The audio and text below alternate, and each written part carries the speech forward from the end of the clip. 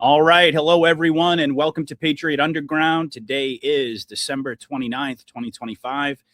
Thank you so much for joining me, folks, to discover the truth beneath the surface. As always, I really do appreciate everybody out there taking the time to listen.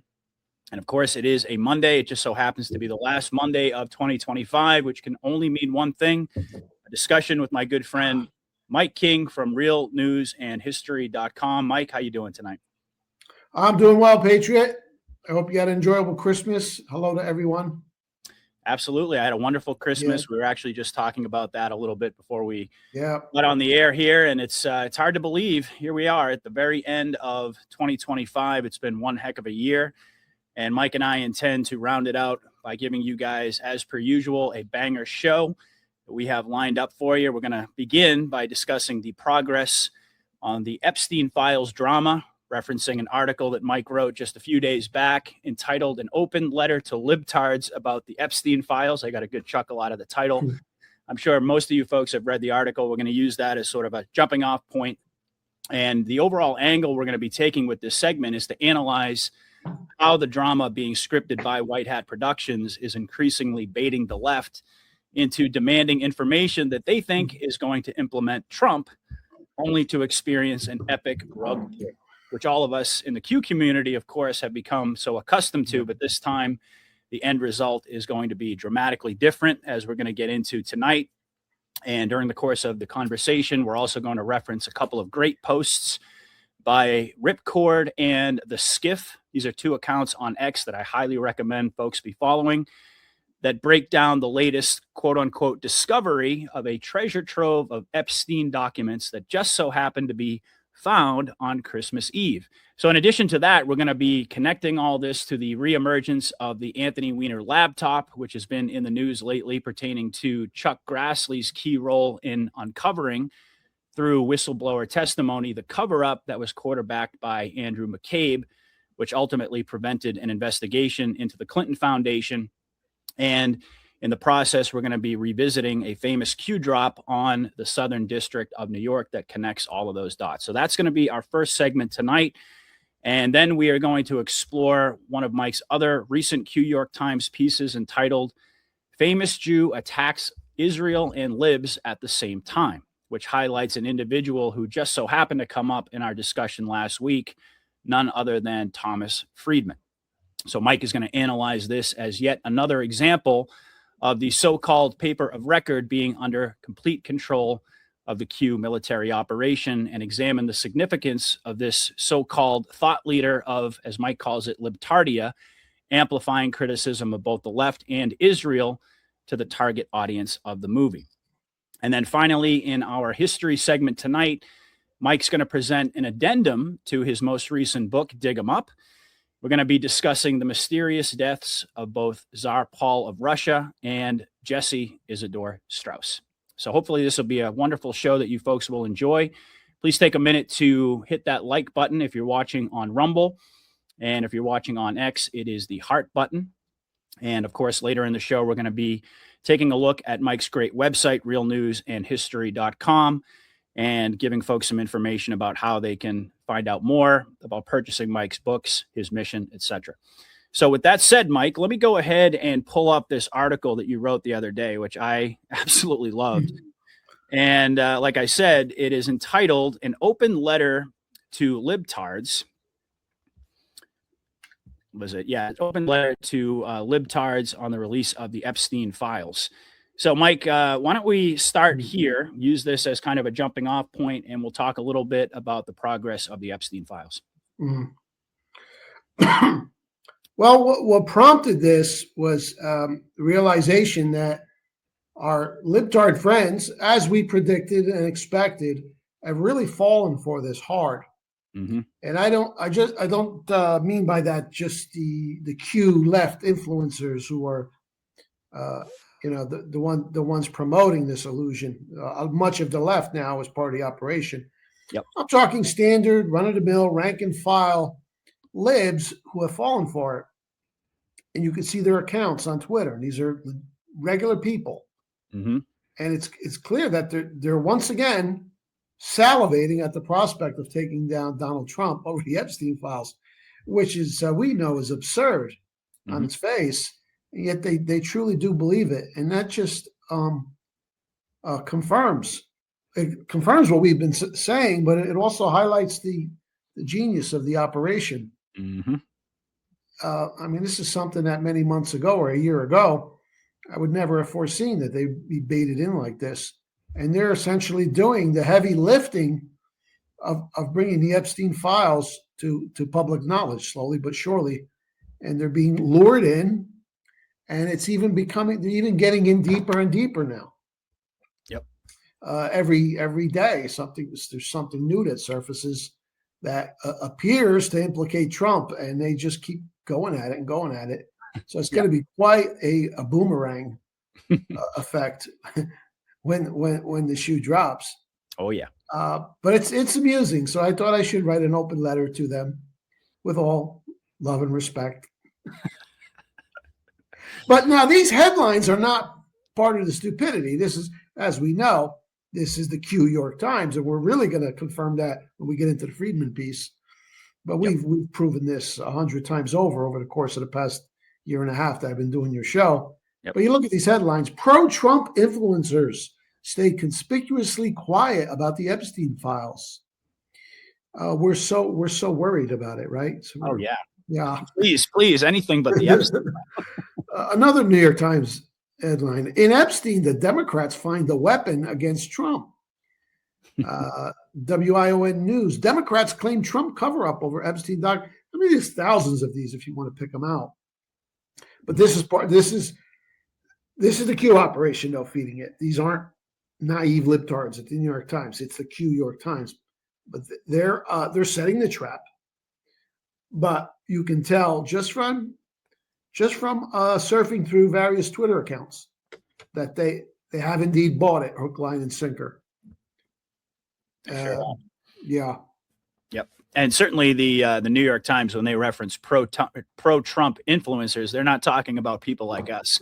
They're talking about the big, the MAGA normie influencers. Right. But they're part of the operation, of course. Yeah. And we're on the periphery. That gives us the ability to talk about what's actually going on. Which so you've got the two different ends of the Q operation. Okay, the MAGA Q operatives pretending to be worried, and the left Q operatives feeding that same idea out there.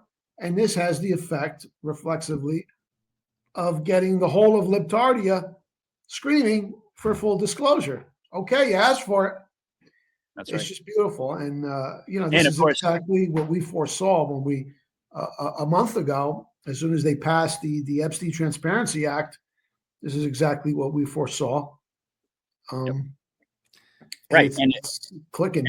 And I would add to that, of course, the pro-Trump influencers who are actually undercover, people like those who are being critical, quote unquote, of Trump, but who are actually on the side of the White Hats, which we posited now for a long time. People like Tucker Carlson, Candace Owens, Nick Fuentes, all of these individuals who are stoking the fire, but also pretending to be in opposition to what the Trump administration is doing in the way that they're handling this rollout. So it's a multifaceted fifth generation warfare tactic here. So let's dig into this letter a little bit. I think folks will get a kick out of it.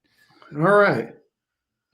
I can read it some portions if you want, Mike. It's up to you, but it's your letter. So I'll do the first part. Okay. Close. Okay. Dear Libtards, after slumming through the hate-filled Twitter X accounts of more than a few of you, it is evident that most of the deranged dolts of Libtardia have been taking headlines such as those featured above at face value. After dismissing and mocking Pizzagate and Epstein's Island as, quote, right-wing conspiracy theories for years, you're now all salivating over the prospect of Donald Trump being exposed as a child rapist. In your simple reactionary minds, you ask, why else would Trump and Attorney General Bondi continue to obstruct the full release of the Epstein files? It's to draw you in. That's why. Now, this really shows how reactionary and simple-minded they are. I mean, there's things that we know because we dig deep and We follow every development day to day, including the stuff that's seemingly hidden. But there's a lot that's out in the open that they miss, and they miss because they're over emotionalized. And that's what this next paragraph will address. Have you all forgotten already that it was Trump who finally shut down Epstein Island and had its main principals arrested in the first place? So he's the one who shut it down. Why would he have something to hide? If he was wrapped up in it, he would have left it in operation. Mm-hmm. Think. Oh, that was like a full 6 years ago, Mike. There's no way their brains can go back that far. I guess. I mean, they must that's have what makes all about it. Yeah. That's what makes them. And by the way, I would say that this could be an open letter to both the libtards and the MAGA normies, because this is exactly what you're describing right now is exactly what makes them, as Derek Johnson calls it, the target audience of the movie, because they don't have the ability to connect the dots and ask these questions that are predicated on simple logic.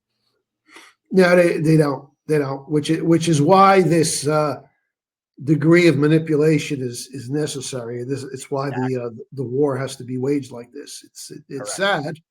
I guess it's the human condition. That's the way it is. So. Yep. People have been dumbed down, like we said. We've talked about this on many different episodes for a very long time, propagandized to the point where they basically just accept reality at face value, and they forget everything, and they don't have the ability to go back and ask simple logical questions that would lead them to a totally different conclusion. And if they did, we wouldn't have it wouldn't be necessary to continue these reverse psychological operations.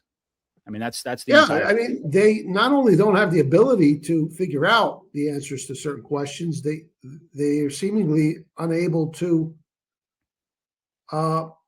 determine what the question should be. They can't even come up with the question. It's like trying to solve a word problem in math, and you can't even get from the words to the equation. You're already lost. Yep. I mean, and it's not just the fact that he shut down Epstein Island, but for years, it was Trump and his people railing the loudest against Epstein's Island. Have they forgotten that? Yep. So don't they question how come he suddenly switched? Well, I think you nailed it when you said it in your simple reactionary minds, because that's a perfect example of the way that these people think.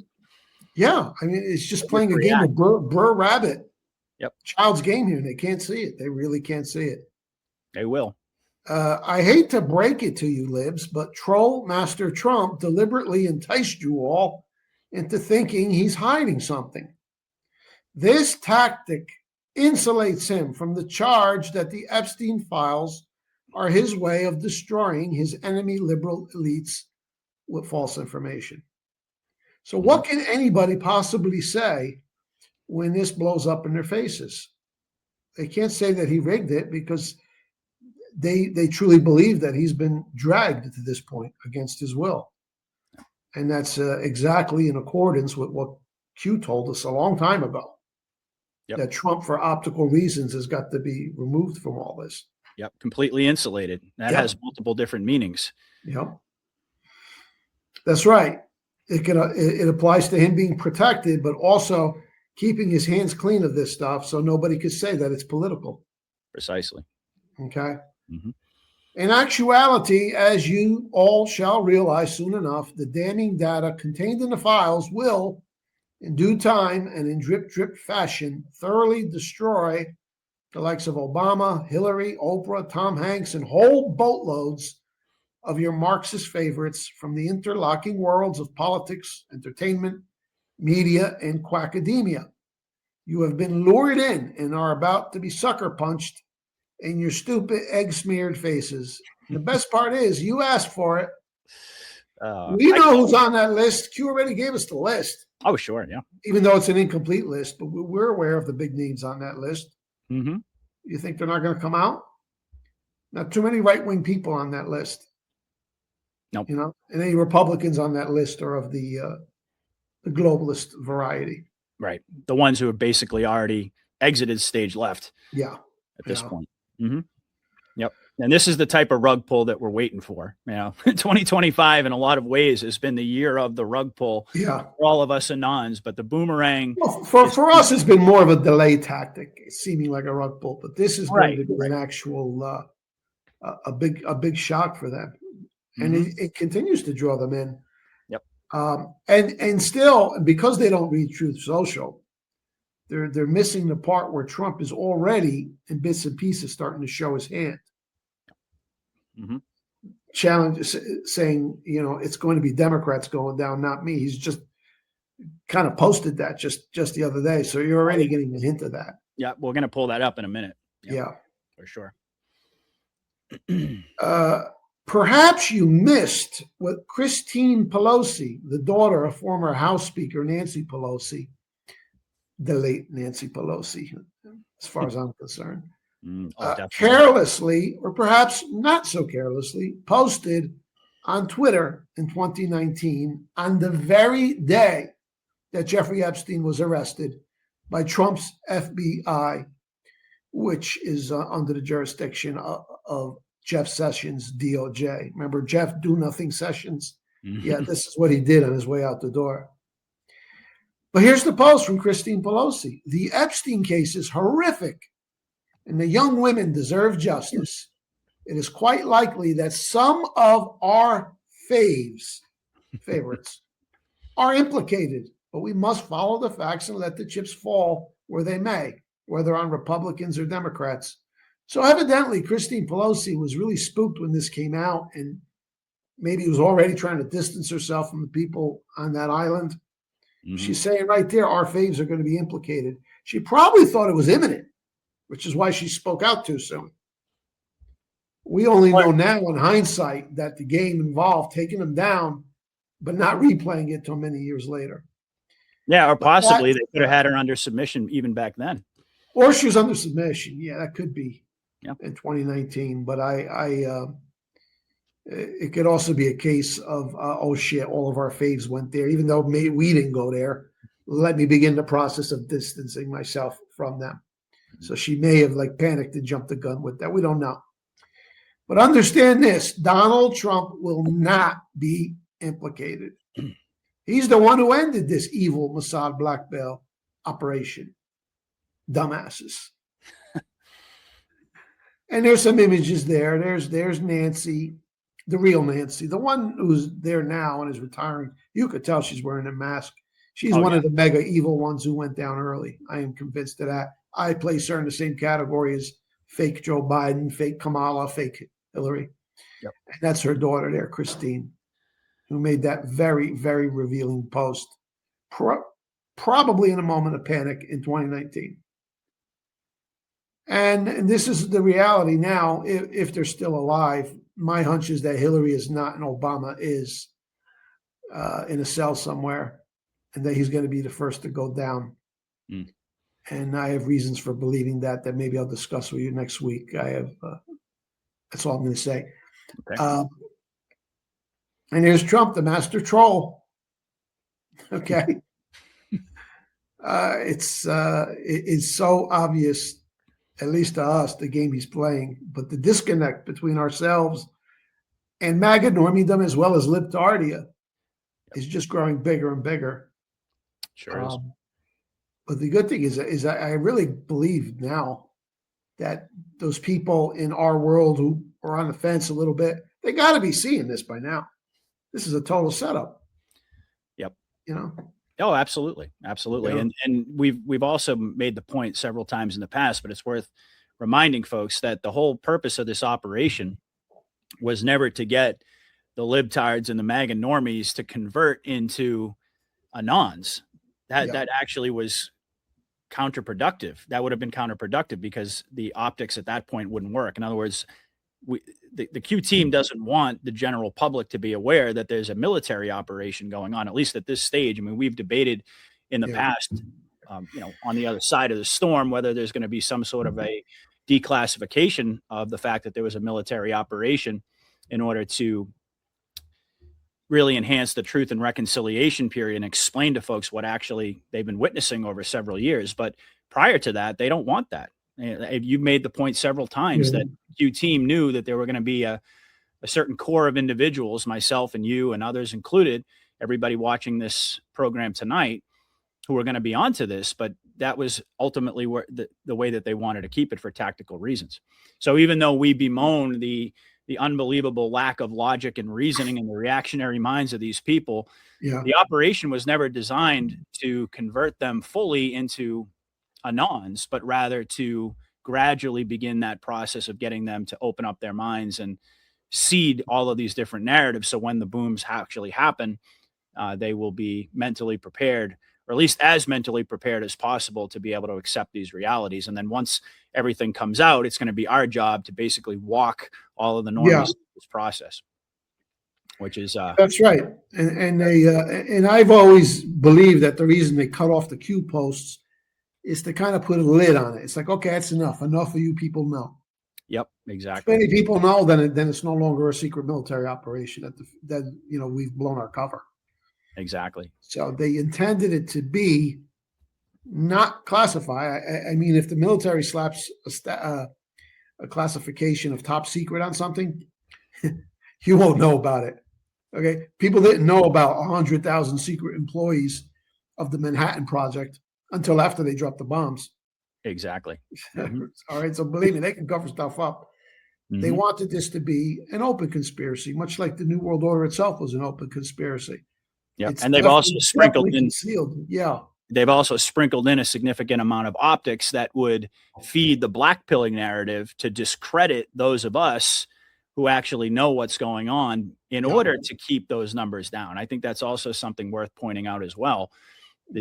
What I call the parallel construction strategy is like they need to show everybody the direction that the New World Order wanted to take us, the cabal wanted to take us, but they also were very keen about creating the optics, the illusion that Trump is a Zionist and that he's really on the side of Israel, and all of the other different narratives that feed the black pillars to, at least optically on the surface, to discredit all of the Q-tards so that they can limit the amount of people who are actually going to get dialed into what's going on here.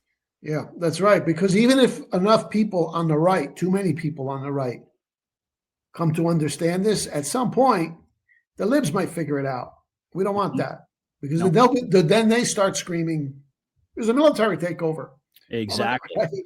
The whole thing is they kept it the way it is now. They really don't believe it. They're still yelling Q-tard, and it's just amazing. They've got no clue. I just keep saying, bring it on. Keep calling me a Q-tard. Keep laughing. Yeah. Keep doing it, because that's exactly what we want. That's what the Q team wants. And ultimately, that vindication that we're all waiting for is just going to make it so much sweeter when it finally does happen, right? All right. Well, if you'd like to do the honors for the second half here, and if I want to interject, I'll just jump in. Sure. Sounds good. All right. So continuing on, Mike wrote, being the soulless and godless creatures that libtards are, you people, in spite of whatever other forms of intelligence and quote unquote education that you may possess, are generally very lacking in intuitive intelligence. Boy, is that true. Yeah. Add to that the fact that you've allowed the powerful emotion of hatred to hinder whatever little judgment skills you may have. And you've ended up stepping right into the mother of all bear traps by screaming the loudest for full disclosure. Hatred and hubris will prove to be your fatal mistakes.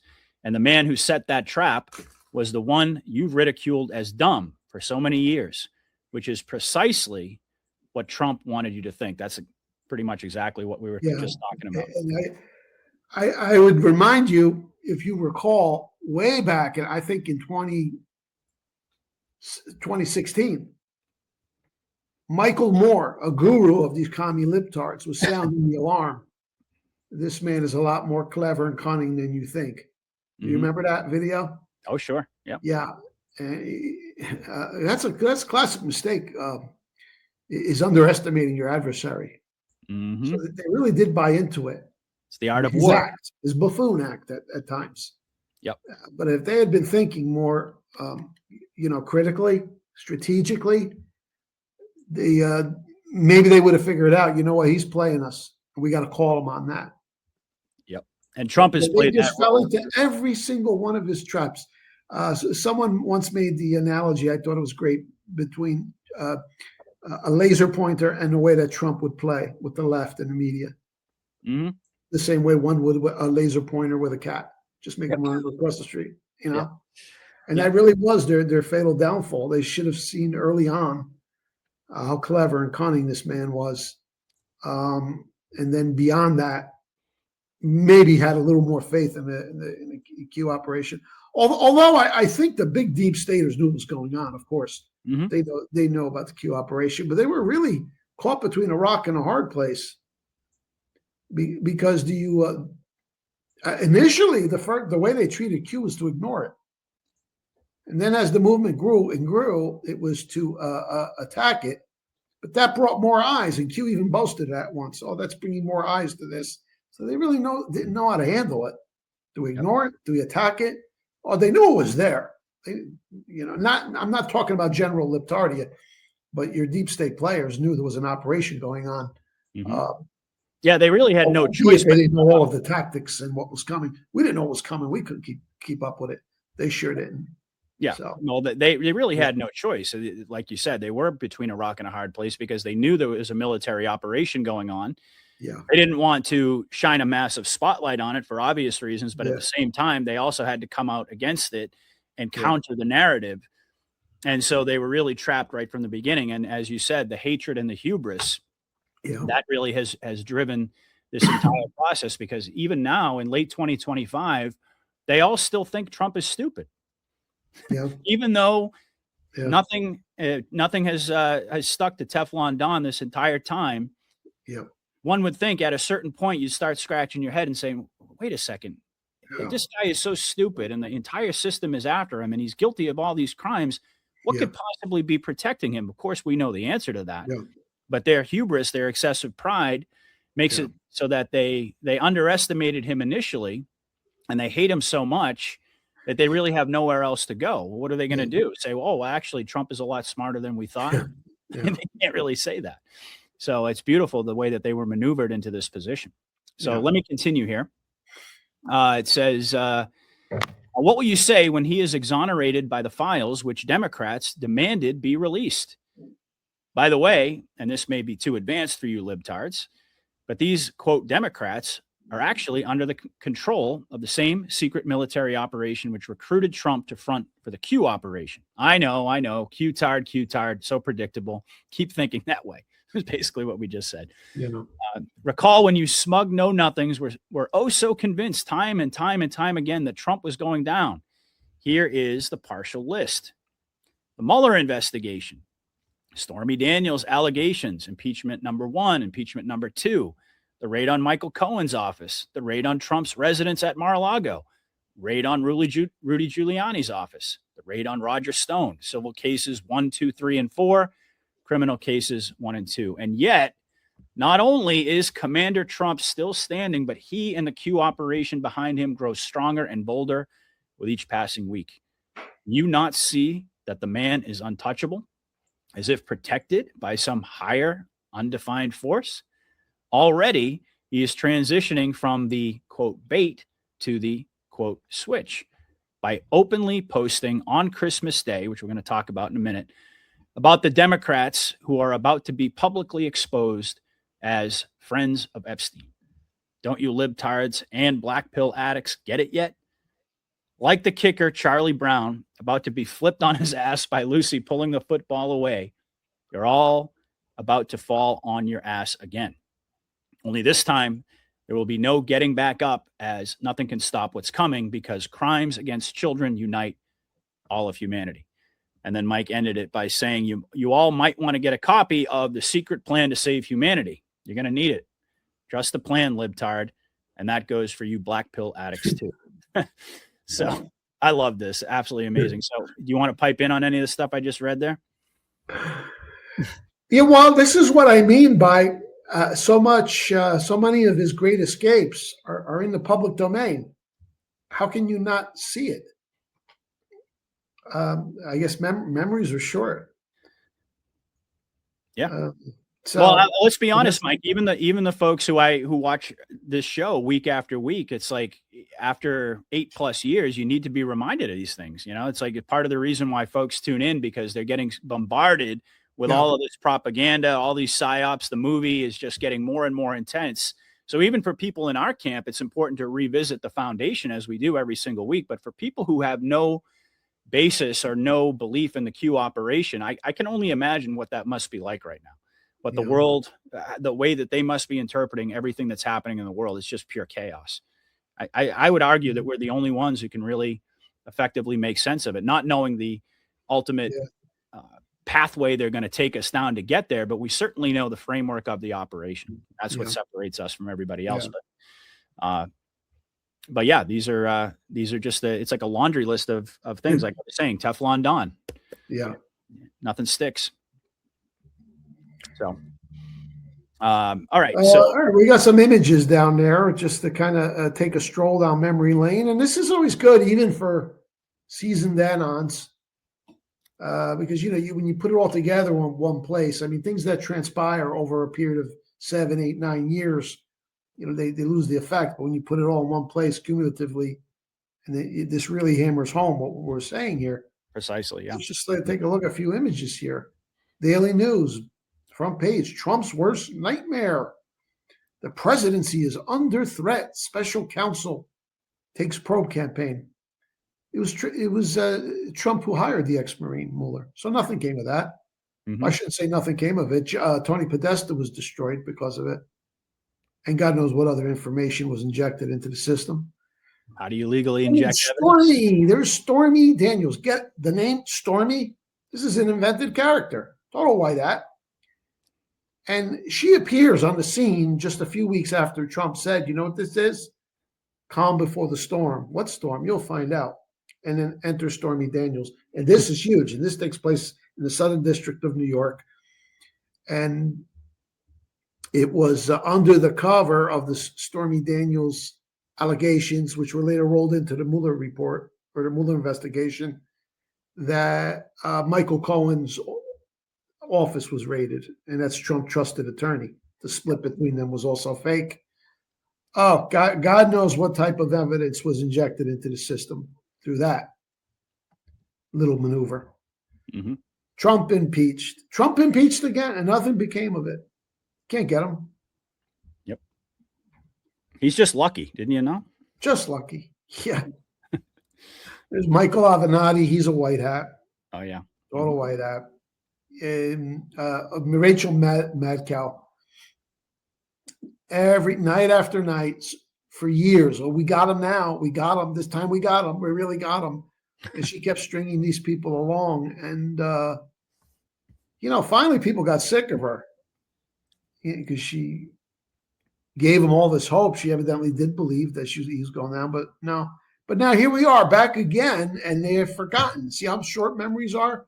And I'm not talking again about the Q operative left. I'm talking about just your standard libtards who still numbers in the scores of millions. I mean, I don't know, it might constitute 30% of the general electorate still. They once again, they're getting their hopes up. And it just reminds me of Charlie Brown and Lucy. Lucy was always playing that trick on him. Come kick the football. I promise I won't remove it. And there he is. Yep. So that's what's happening. And, I usually don't cover these on the show. Maybe I should start doing at the end. I always close with a conversation at the water cooler between I call the Bubis brothers. Yeah. Essentially just repeat everything in the media. And here's the late, great Sugar, the crazed conspiracy cat who co-founded the operation with me. She still makes her editorial comment. So Bubis Americanus 1 says to his friend at the water cooler, I read in the New York Times today that Trump is continuing to obstruct the process of releasing the complete files on Jeffrey Epstein. And Bubis number 2 responds, he's hiding something. This is getting ridiculous now. And St. Sugar responds, I couldn't agree with you more, Bubis. Full disclosure now. Clever cat. Absolutely love it. And that's exactly the way it goes down. You know, most people will just repeat the talking points of the major media, and that's the same for MAGA normies as it is for libtards. Yep. And this is the common perception, almost the universal perception that's out there now. Yep. That some bad stuff happened at that island, and Trump is scared of something. Yep, exactly. Yeah. Well, I mentioned we're going to take a look at a couple of posts that connect with this very well. So let's go ahead and take a look. This one is by the Ripcord, and again, he's an excellent account, good friend of mine. You definitely want to be following him. He connects the dots very well. Yeah. Yeah. If you're not, you should be. And also the Skiff. We're going to take a look at a couple of posts from the Skiff in a moment. So Ripcord wrote, the U.S. Attorney for the Southern District of New York, which we've talked about quite a bit, and the FBI have informed the Department of Justice that they have uncovered over 1 million more documents. This, by the way, was on Christmas Eve, folks, potentially related to the Epstein case. The DOJ has received these documents from the SDNY and the FBI to review them for release in compliance with the Epstein Files Transparency Act. So if I scroll down a little bit here, he goes on to say, Q told us over 5 years ago to watch the SDNY as they were holding Epstein case evidence. This is just another proof that Q was real information. This was a real information dissemination operation meant to clue us in to what was/is happening behind the scenes. And he says at this point, the people who deny Q, this is tied into what we were just talking about, who deny that Q is legit are either uninformed or straight out lying to you for an unknown reason. Start questioning the reason. So down here we have side by side, or he highlighted the tweet that was put out by the DOJ, which reads at the beginning, the U.S. Attorney for the Southern District of New York and the FBI have informed the DOJ that they have uncovered over 1 million more documents. They just found them, Mike. They keep finding all these documents. It's amazing, isn't it? Potentially related to Jeffrey Epstein. And then, of course, you could see he highlighted the Southern District of New York. And how many times have we talked about Q Drop 4484? SDNY, the importance of SDNY control. And here's the important part right here, jurisdiction, the Wiener evidence collection, the Clinton Foundation, Epstein evidence collection, and also Ukraine. So any comments you want to make on that, Mike? Yeah. Trivia question. Test your knowledge here. Where did the Stormy Daniels stuff go down and the Michael Cohen raid? That would be SDNY. Boom. That's what it's about. Yeah. So these fools, and I remember back, and I mean, they were really salivating over that one. And they made it particularly salacious. Okay. You ask, well, why did they have to put ex-porn star into the, write that into the script? It's kind of inappropriate. But no, it's ideal because the more outrageous you made it, if you just made it like a girlfriend, let's say, that he had on the side, it's not going to draw as much attention and passion. But making it porn star Stormy Daniels, the left took the bait and said, right, and they used it as a way to kind of taunt Trump's evangelical and right-wing base. This is who you support. He's making it with porn star, and that was perfect. So and it also ties in perfectly with Epstein and all the depravity there. I mean, the way that they rolled out Epstein, like we talked about, first it's just making the public aware that it was some underage girls. Most of them think they're probably like, underage, but teenagers, things along those lines. It sort of coincides with that, introducing that idea that Trump is a sexual deviant. Yeah. Come into play much later in terms of Epstein. But yeah, with Stormy Daniels, they planted that seed very well.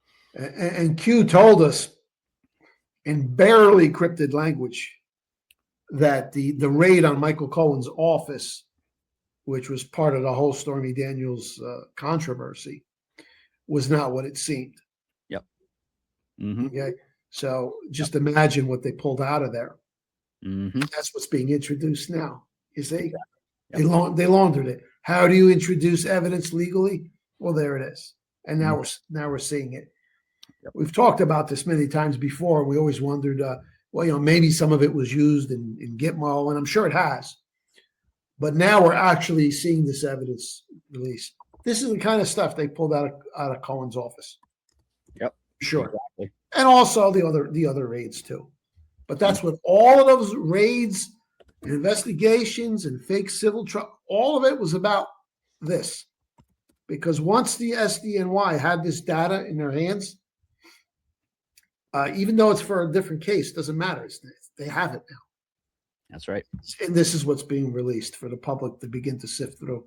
And there will be more. This will be a drip. Yep, for sure. So yeah, absolutely. By now, Mm-hmm. Q is it's already been proven, but now we're at the point now where it's just pure denial. Yep. All right, let's take a look at another post by Ripcord. And this was really focusing on Trump's reaction to this news that they found all of these documents. So he starts off by saying President Trump posts on Truth Social regarding the Epstein files, calling for names to be released at 5:58 p.m. Q post 3353 dated July 8th, 2019 at a 5:58 timestamp match. So if we scroll down here a little bit, we'll see what he's talking about. So this was Trump's Truth Social post. He wrote, now 1 million more pages on Epstein are found. The DOJ is being forced to spend all of its time on this Democrat-inspired hoax. When do they say no more and work on election fraud, etc.? Then he highlights this portion. The Dems are the ones who worked with Epstein, not the Republicans. Exactly what Mike said. Release all of their names, embarrass them, and get back to helping our country. The radical left doesn't want people talking about Trump and Republican success, only a long ago dead Jeffrey Epstein, just another witch hunt. So if we keep scrolling down here, this is exactly what Ripcord was talking about here. The 5:58 timestamp match brings us to post. Can we still see that, Mike? Yeah. Okay. We still see it. It brings us to post 3353. And guess what? It was on July 8th of 2019. And as he points out here, Epstein was arrested only 3 days earlier. And Q wrote, what happens when those who held positions of power and influence no longer pull the strings? What happens when blackmail no longer works? Do you become a liability? So any comments on that one? I think it's pretty clear Trump's sending a message. Yeah, that's right. And he's still doing it in a way which makes it seem like he doesn't want to be bothered with this.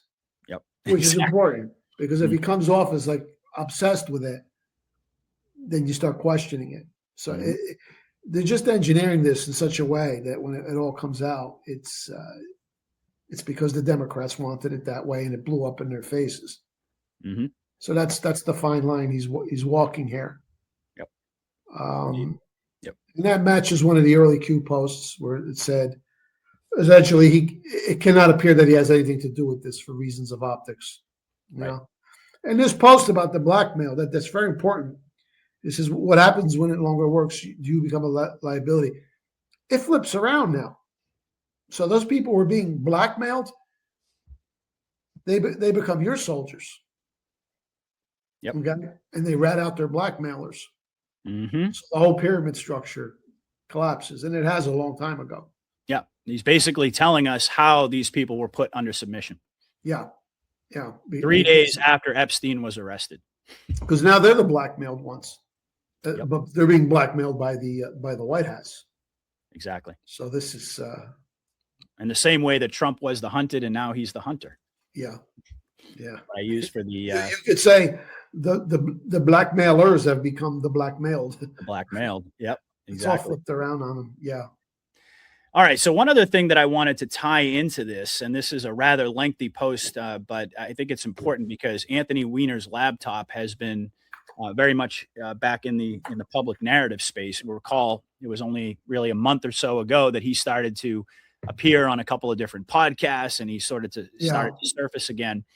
And the Skip is an absolutely amazing account here. So this is a rather lengthy post, but I think it's worth tying into this overall conversation because, again, like we just highlighted with the with Q drop. Was it 33?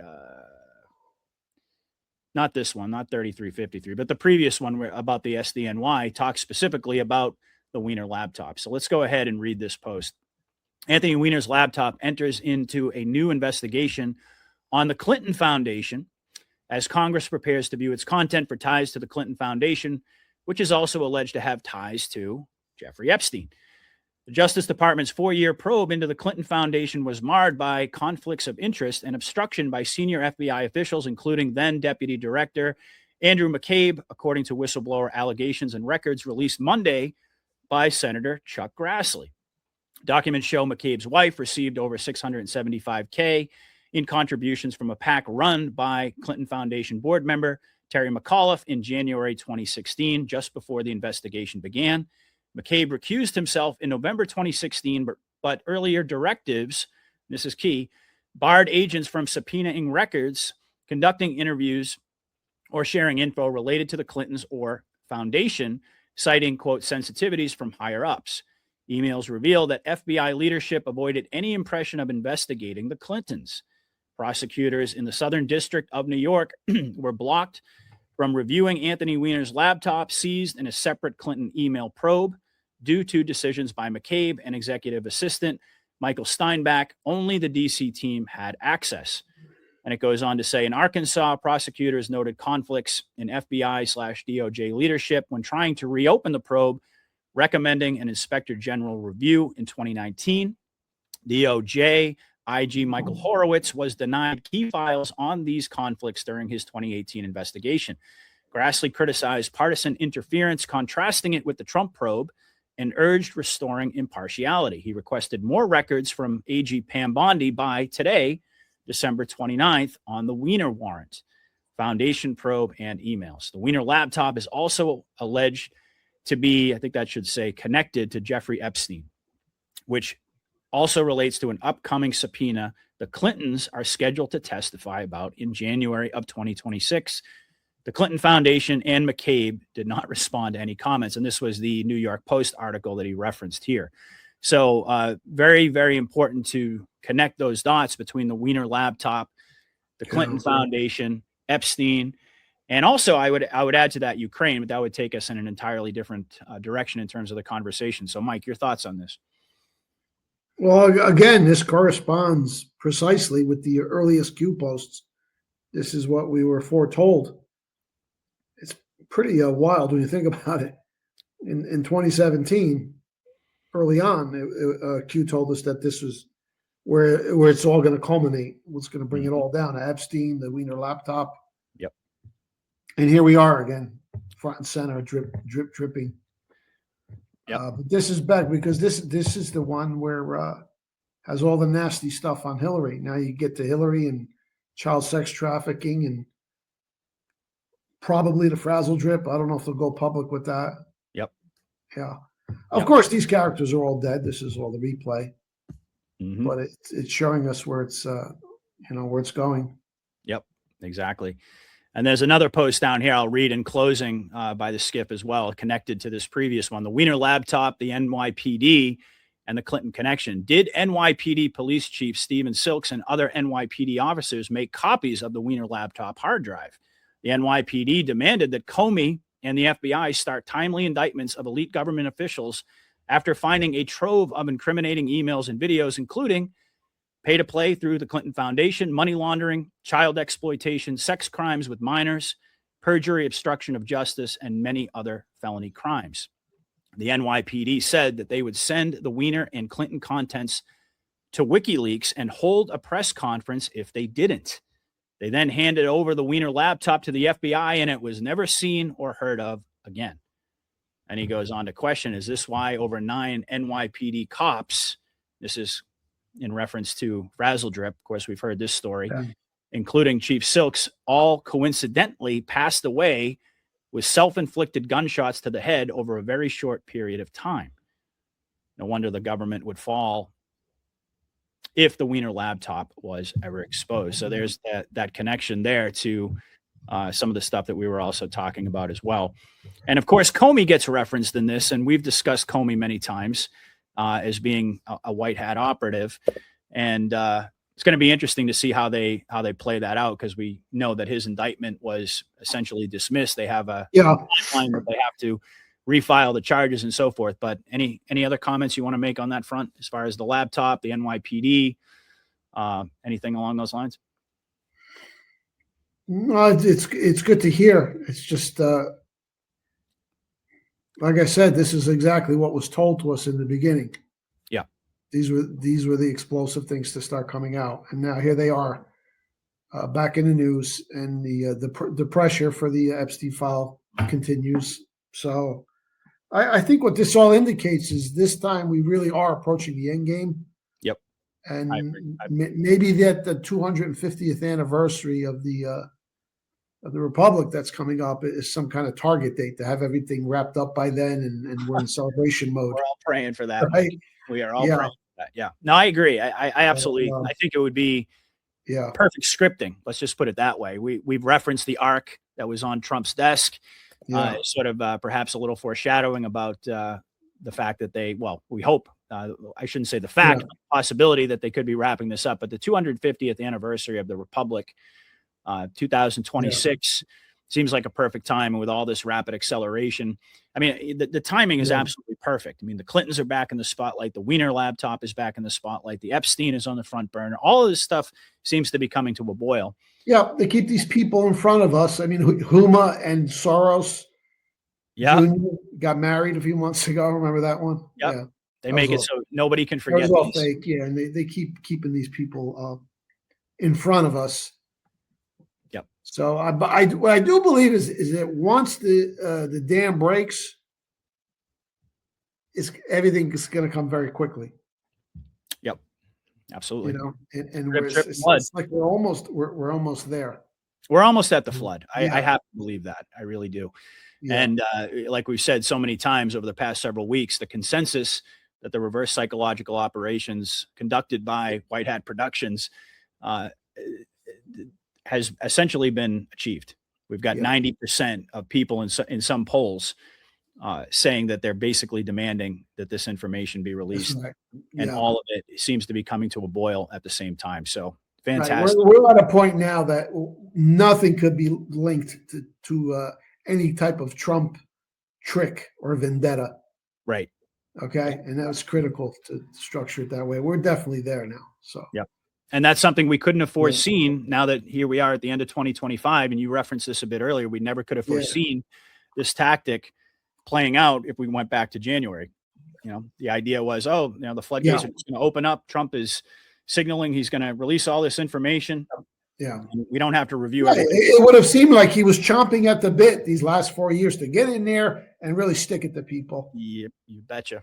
No, it would not have worked. And, it's interesting, though, because nobody in the quote unquote mainstream media picks up on some of the one-liners that he drops. You know, like it was only about a month or so ago where he said, I was the hunted and now I'm the hunter. Yeah.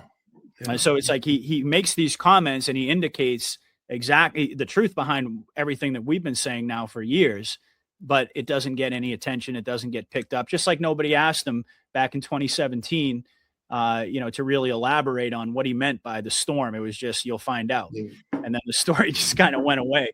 But the point being is that he's letting us know in no uncertain terms that the hammer is about to drop. So very exciting times, very exciting times. All right. Well, that went a bit longer than I had anticipated, but that's okay. It was a worthwhile segment indeed. And I'm sure folks. I sent you an image. Oh, that's right. Yeah. Let me pull that up. I forgot about it. I didn't cue that up. I got it right here though. In 1 second. This is the Epstein victims video. So let's take a look at this on X. Let me back it up there and blow it up a bit. Okay. Pull it up. All right. Should I just hit play, Mike, or do you want to preface this at all? Well, this shows where they're going with this, and this is wonderful. I mean, this is what normies, they eat this stuff up. You're evoking sympathy and empathy in order to achieve a political objective. And you see something like this, again, it just becomes even more impossible. to even conceivably link this to some kind of Trump vendetta plot. Okay. So this was a TikTok video, shitload of views, and it's been recopied on Twitter. But it's also consistent with the mantra that we're hearing now from people like Marjorie Taylor Greene, that this is for the women. This is for the victims. Got to do it for them. So this has been very well. This is totally White Hat Productions. They put this together very well. Yep. But listen closely to what they say. I'll comment on that later.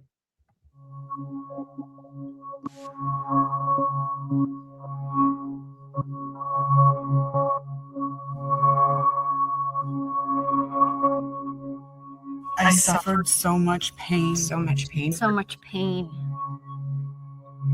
I suffered so much pain. I was 14 years old. I was 16 years old. I was 16. 17. 14 years old. This is me. This was me. This is me when I met Jeffrey Epstein. This is me when I met Jeffrey Epstein.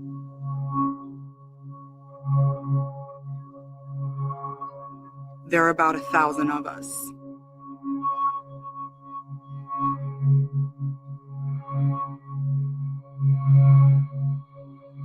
It's time to bring the secrets out of the shadows. It's time to shine a light into the darkness.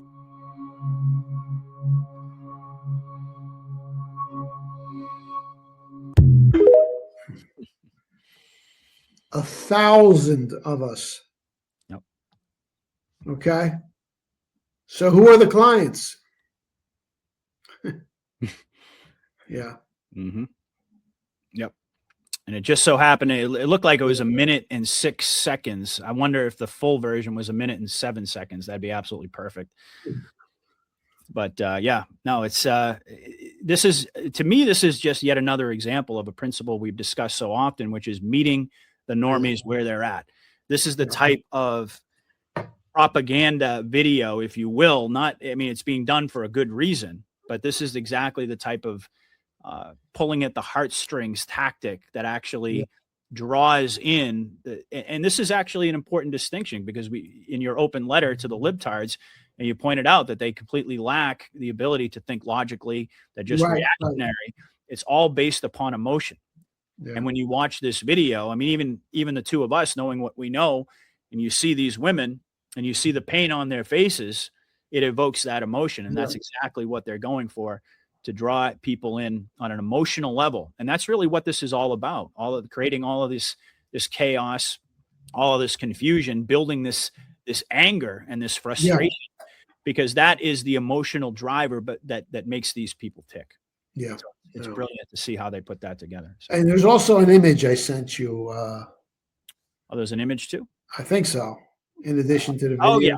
Oh, yeah. Okay. The DOJ. Yeah. Okay. Let me see. Let me stop sharing that. There we go. And this is the sort of stuff that the White Hats are going to continue using just to keep drawing their adversaries in. Look at this headline. DOJ details a shocking Epstein abuse. A woman alleges Trump saw her baby killed when she was 13 and then dumped into Lake Michigan. Now, libtards are all over this. They really believe this stuff.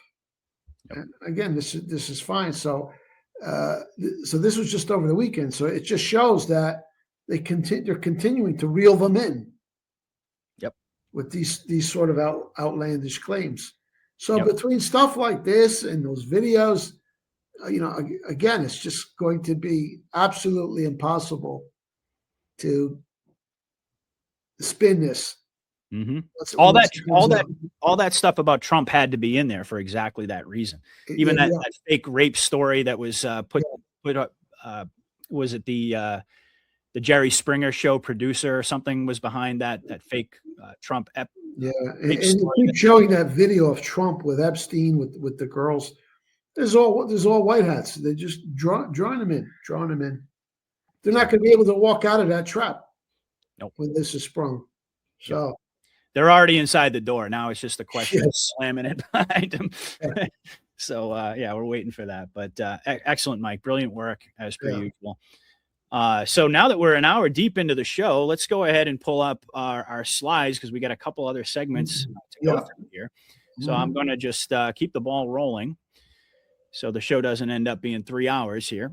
All right. So this was the second segment, which I previewed at the beginning. Famous Jewish journalist attacks Israel and Libs at the same time. And I absolutely love the fact that we just touched upon Thomas Friedman last week in our discussion. So this is another prime example. If you didn't watch that episode, go back and you'll see exactly what I'm talking about. So take it away, Mike. Yeah, well, this has been going on for a number of years now, and it's not just Thomas Friedman. It's Paul Krugman, it's Brett Stevens, it's David Brooks, it's Maggot Haberman. Yep. The whole stable, what I call the stable of seditious scribblers at the New York Slimes, which is now the New York Times. So again, this here is, I don't think this individual is alive, frankly, or I think he's in custody. He's a traitor. Or maybe there's a gun pointed at his head that he's been told what to write. This pattern is unmistakable. But this here really, really drives the point home. Yep. This article, this op-ed that he just published last week, and it's titled, "On Republican Neo-Nazism, Hamas and Israel, an Epidemic of Moral Cowardice." And part of the article is about the so-called embrace of the so-called neo-Nazis in the Republican Party. He's talking about some of the things that Tucker Carlson has been saying, and Nick Fuentes, right? Candace Owens. Yep. And he says that they have the Republican Party has a neo-Nazi problem. So this is the hook. It's the hook. Yep. That's the hook. Mm-hmm. But let's explain now. Well, go to the next panel. I'm going to explain what the white hat scriptwriters are doing here. Now, there's Thomas Friedman, and it's you can't really exaggerate the extent of his influence on so-called libtard intellectuals. Okay, because it's the New York Times, and he's probably, along with Krugman, the most respected, esteemed of all of them at the New York Times. He's been around a long time. Pulitzer Prize winner. He's a gadfly on a lot of the TV news programs, especially like on PBS. So he's a thought leader. So he's the type of character that, libtard intellectuals fancy themselves as thinkers, but they're not. They go to people like this, and they just kind of regurgitate what he says. Exactly. All right. So he's a big time. Krugman was like the economic guru, and this guy's he's more economics. This guy is more the geopolitics and the domestic. Right. They're always being quoted. Thomas Friedman says, one of those characters. Mm-hmm. So to the extent that he's able to influence other people of influence, this is a very powerful operative. And I don't know, he's been putting his bullshit out for 30, 40 years at least. Mm-hmm. Okay. All right. Which is why an op-ed like this, which I'm about to get into, is really so important, so significant. Yep. Now, this is the game of capturing the media, and again, I want to always address an objection or concern that comes up frequently. I'm asked by people, how can you say that the media is under control? They're still liberal, still propaganda. I don't see it. You're not supposed to really see it. You have to read between the lines, be a little astute. Mm-hmm. The game involves subtle dissemination of certain bits of information and the concealment of others, all while maintaining a superficial appearance of the same old standard libtard slop. The street cred. You can't just have the New York Times come out sounding like Mike King. Forgot about Mike King, but even like Fox News. It just wouldn't make sense. Right. So they have to keep that illusion. Yep. It's the little tidbits they drop in there. Right. And then, of course, the concealment of the Q operation. Pretend that's not even there. Right. So it's a very subtle game. And when we get into this article, I think you'll appreciate that better. All right. So I wrote this piece in a form of a line-by-line rebuttal of many of the key elements. It's a very long piece, actually. I don't rebut every line, but I pulled out the most important ones. So Friedman, and I have his name in quote marks there. I don't think it's him. If it is him, he's under duress, that's for sure. But whoever it is, it's White Hat Productions. We'll call it quote-unquote Friedman. So quote-unquote Friedman says, I write today about an epidemic. It's not biological. It's an epidemic of cowardly, immoral, and unprincipled decisions by leaders across the political spectrum. And my analysis of that line is that's a very strong opening. That's the first sentence. So he grabs the attention right from the beginning. And he's going to talk about some nasty people, apparently. Again, quote unquote, Friedman. The hook. Yeah, that's the hook for sure. Mm-hmm. Our last biological epidemic, so he's referring to these developments as epidemics. That's his metaphor. COVID-19 was a tiny, invisible pathogen that made us physically sick. This epidemic of moral cowardice is right in everybody's face, and it's eating away at the civic bonds that hold societies together. And my analysis here is he is about to rip the shit out of his target. Interest is now peaked. So these people he's speaking of must really be evil. And this is standard Friedman over the years. He's a vicious attack dog. Okay? This is what his readers are used to. And his readers are like little groupies. You have to keep that in mind. Mm-hmm. Friedman. 3 examples preoccupy me personally. Analysis. So it's not just one target, but 3. Very intriguing. Tell me more, Friedman. So here we go. First, the Republican Party today has a neo-Nazi problem that it refuses to confront. Now, again, this is what I mean. You have to maintain the same standard liberal slop in order to be able to sell the poison pills or inject the poison pills. Yep. So he's attacking the Republican Party for having a neo-Nazi problem. It's just typical. And so the analysis here is this.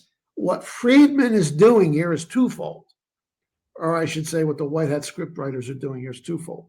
First of all, he's giving more free publicity to the so-called Nazi Republicans, Candace Owens, Nick Fuentes, Tucker Carlson, etc. They're all mentioned in this article. And I'm sure they love that. What I wouldn't give for my name to appear. Yeah. Like that, right? Yeah. In so doing, he is actually elevating the name recognition and stature of these operatives. That would not happen in the past. In the past, the way you deal with these people is you just give them the silent treatment. Once in a while, maybe use them to attack them, but not this kind of front and center publicity. He's giving free publicity. Now, it doesn't mean that his readers are going to go and check them out and be converted. No, of course not. But the more you see the left invoking the names of these individuals, which they constantly are, it elevates their stature.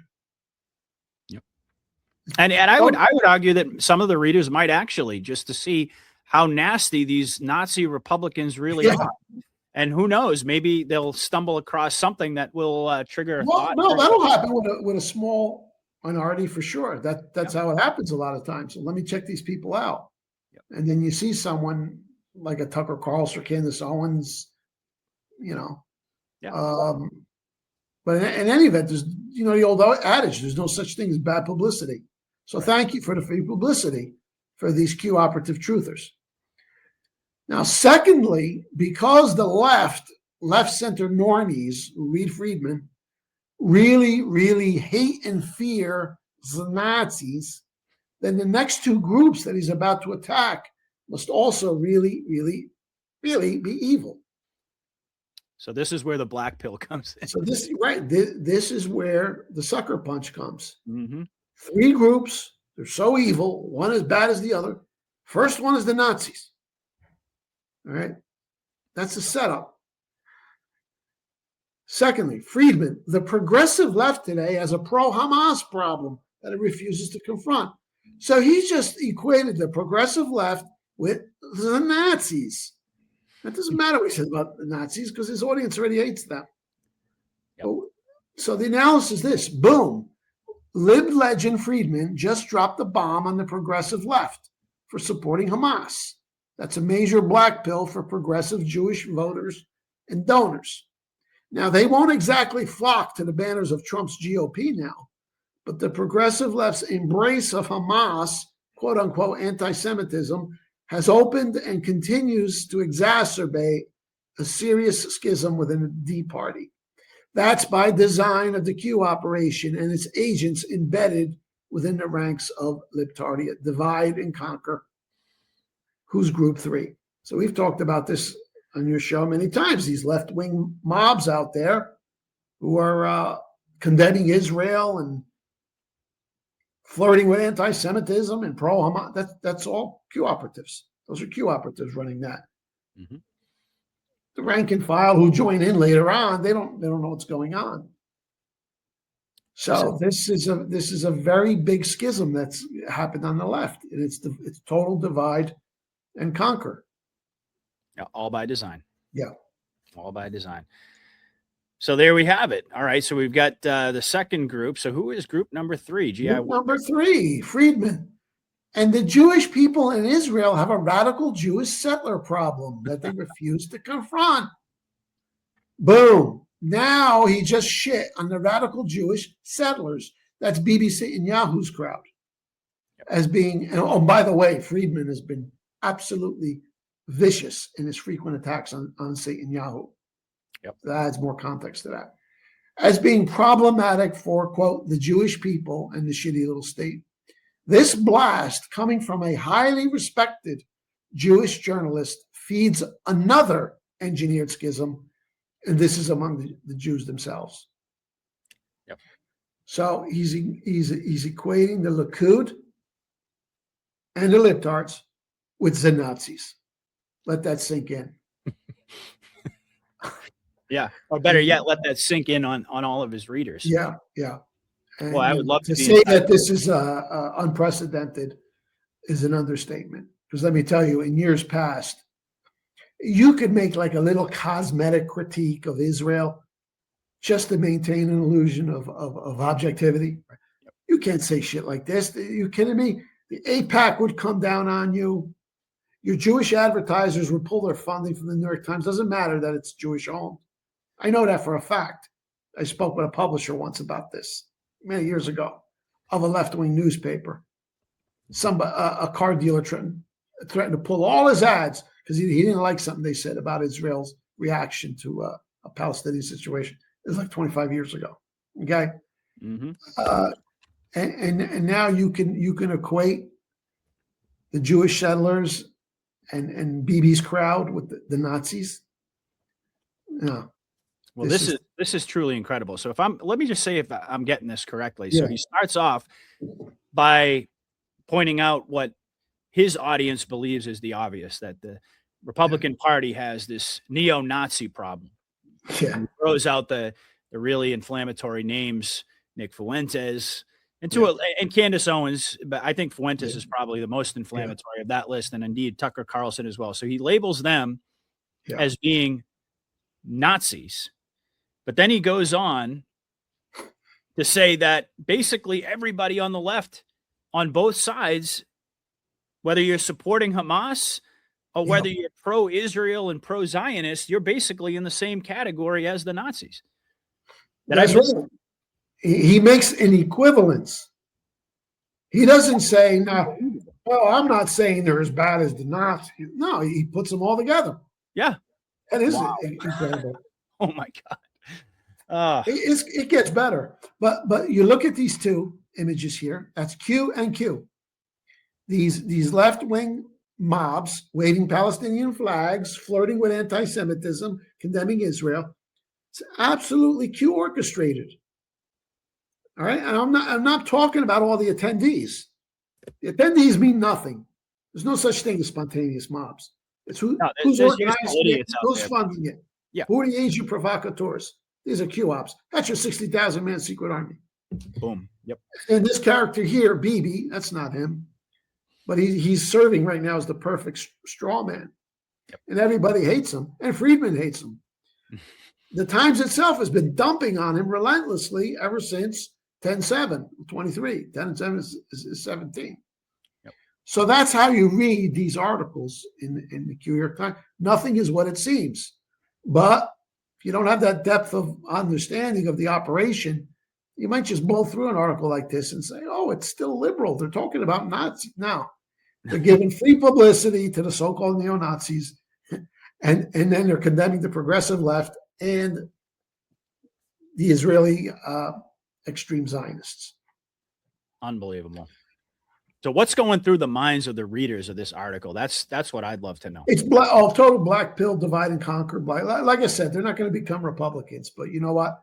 They might just turn off of politics. They might not vote. They might not be active. They're certainly not going to write donations to a Democrat Party that's got characters like this embedded in it, that kind of stuff. It's just a divide and conquer, schism, blackmail, not unlike what Trump did with AIPAC, by the way. There's a whole story of how he got AIPAC fighting amongst themselves. He split AIPAC in two. He did that deliberately. Yep.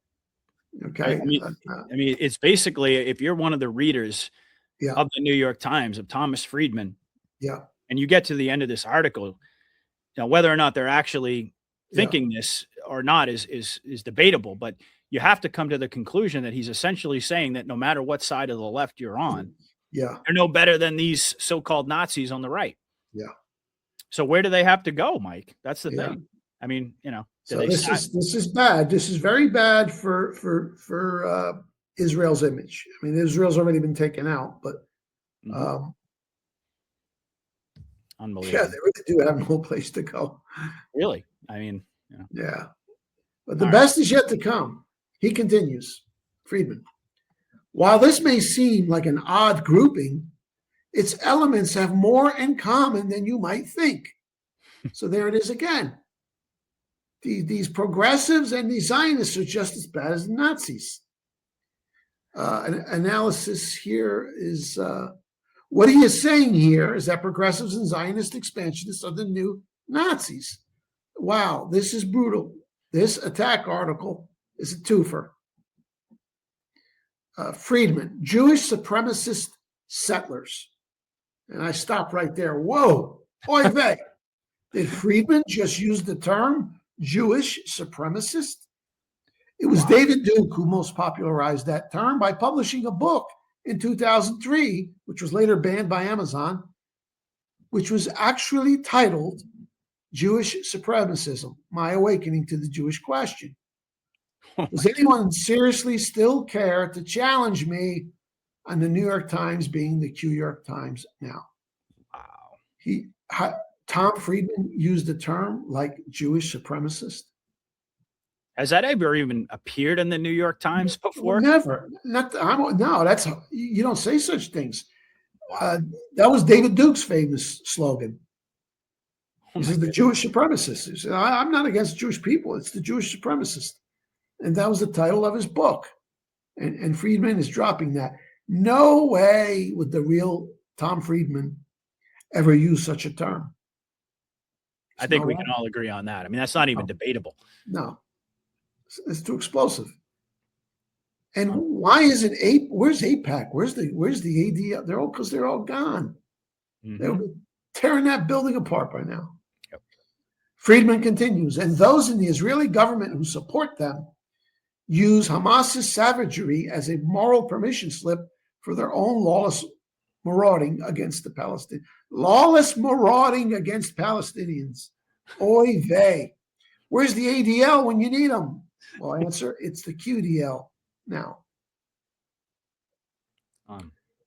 This is amazing. Yeah, so he's taken the two extremes and he's using one to destroy the progressives and the other one, the ultra-Zionists. This might be one of the most compelling Q York Times pieces that you've done, Mike. Honestly, I don't even think people can argue with this. This one even surprised me with the term Jewish supremacism. That really struck me. I never even thought they'd go that far. I mean, grouping the three groups, the three together is well, even that, yeah. That's shocking. But that's to use true. that terminology, that is huge, and even that is something I would not have expected. Because even though he's been attacking progressives and Zionists for the last couple of years like this, he just took it to a whole new level by making an equivalence with the Nazis. It's incredible. Jewish supremacists. Yeah. He's essentially saying Jewish supremacists Yeah. And people who are supporting Hamas, all Nazis. Yeah. But Jewish supremacy, wow, that's... So he's just made this sort of talk, which was forbidden forever, socially acceptable. Yeah. Okay.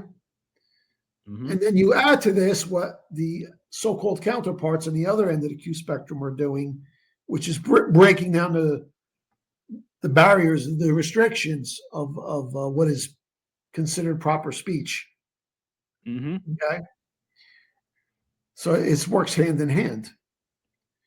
Friedman, put them all together, and it becomes obvious that we are watching a broad breakdown in the liberal, humanistic order that dominated Western democracies after World War II. Whoa. Analysis. The Q writer here is reminding us that the post-World War II, quote, liberal humanistic order, that's your New World Order, is, as the anti-New York Times has been saying for years now, finished. Tell it, Friedman, tell it. So he's telling us that the World War II order is finished. Wow. In addition, this is the closing here, in addition to these written tells, as they say in poker parlance, of Friedman's lengthy piece, there's a less obvious clue, which doesn't directly appear in the text, specifically this. Friedman devotes as much ink to bashing Jewish supremacists and progressives as he does to the Republican Nazi problem. I went through the whole article, lengthy article, paragraph by, just to see how many words he allocates to each. It's about equal. Okay, so it's not like an article about the so-called Republican Nazis and then he casually mentions the other two groups. No, he spends a lot of time on each. Again, emphasizing the point that he made that there's no difference between these three. Just the word count. Okay? So the Jewish schisms are widened as we, quote unquote, Republican Nazis, as well as the Jewish question itself, just got a ton of free publicity. Perfect with a Q. Trust the plan. Wow. That is unbelievable, I have to say. I mean, I actually scrolled through a little bit. I got some images on the bottom there. Oh, you got some more images. Yeah. I scrolled through some of this, but I didn't get the full picture until we were actually doing this live. This is this is like ground. This is the only man I as far as I know, he's the first one who coined the term, and he had a book written on it. And he's using the title of David Duke's book, Jewish. That's not even supposed to exist. You don't say such a thing. No, this is if I were assigned the task of impersonating Thomas Friedman and getting certain ideas out there without making people suspicious as to whether or not it's the real Friedman, this is precisely what I would write, what he wrote in this article. Now, no doubt, New York Times, 100%. Yep. And there's no mention of David Duke, I'm assuming, in the article. Right? Well, he's old. He's old now. He's no self-awareness though of like you're using the same term that David Duke popularized. That's been an anti-Semitic trope now for decades. Yeah, the whole idea of Jewish supremacism.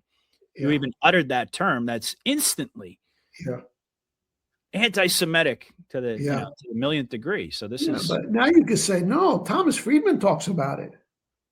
Right? It's just like Bill Gates saying climate change is no longer a big problem. You see what I mean with these flipping it at chess pieces from white to black to white. You know. Well, what I wouldn't give to be a fly on the wall inside the brain of these people who are actually reading this. Like, what conclusions are they drawing after reading this guy for years and years and years? Suddenly, see him come out and say these types of things. Yeah, I mean, who's going to want to join AIPAC after reading stuff like this for two and a half years? You know, it's just total. And it's Trump just reiterated himself a couple of weeks ago about AIPAC. He was marveling over it. He said, "What the hell happened to AIPAC? No power. It's amazing." Yeah, they used to be the strongest lobby, the Jewish lobby, and now they're not anymore. But at the same time, he's hugging and kissing and all that. Yeah. And telling everybody he's still fighting for Netanyahu to get his pardon. Of course, he met with him at the White House today. So it's absolutely brilliant the way that they're engineering this. Yeah. Truly brilliant. It's similar, to the way the Epstein thing is being played. Trump is keeping his hands clean. Yep. So the whole Jewish supremacist New World Order, as well as the Great Israel Project, that whole structure that they carefully built up over the last 100 years is being dismantled and destroyed by the operatives of the Q operation, with Trump at the head of it. And meanwhile, here he is, kissing up to some character in a Mark Levin mask. Yep. Exactly. It's perfect. It's perfect. And I still, once in a while, will get a worried reader send me an email. Why is Trump doing this? Oh, well, he's with Mark Levin. No, that's perfect. It's perfect. Yep. Keep For as all the far reasons away from this stuff as possible. Mm-hmm. Okay? Because the moment he touches it, you're reactivating that huge chunk of the country, which will always hate him. Mm-hmm. That's the way it is, or not like him. Yep. Okay? So keep him out of it. I love it when he kisses Netanyahu's butt. Because it's certainly not doing anything for Israel's image. They're still going down, aren't they? Oh, yeah. So where's the harm? No, it's just perfect. Yeah. And we've long been talking about 10/7 as being the breaking point. Yeah. And it was very interesting because I came across this post by Matt Gaetz, and he was referencing an article by Mario Newfall, which has since been taken down. But he says here, he poses the question, is it anti-Semitic to point out that under Biden, we couldn't track our weapons shipments to Israel?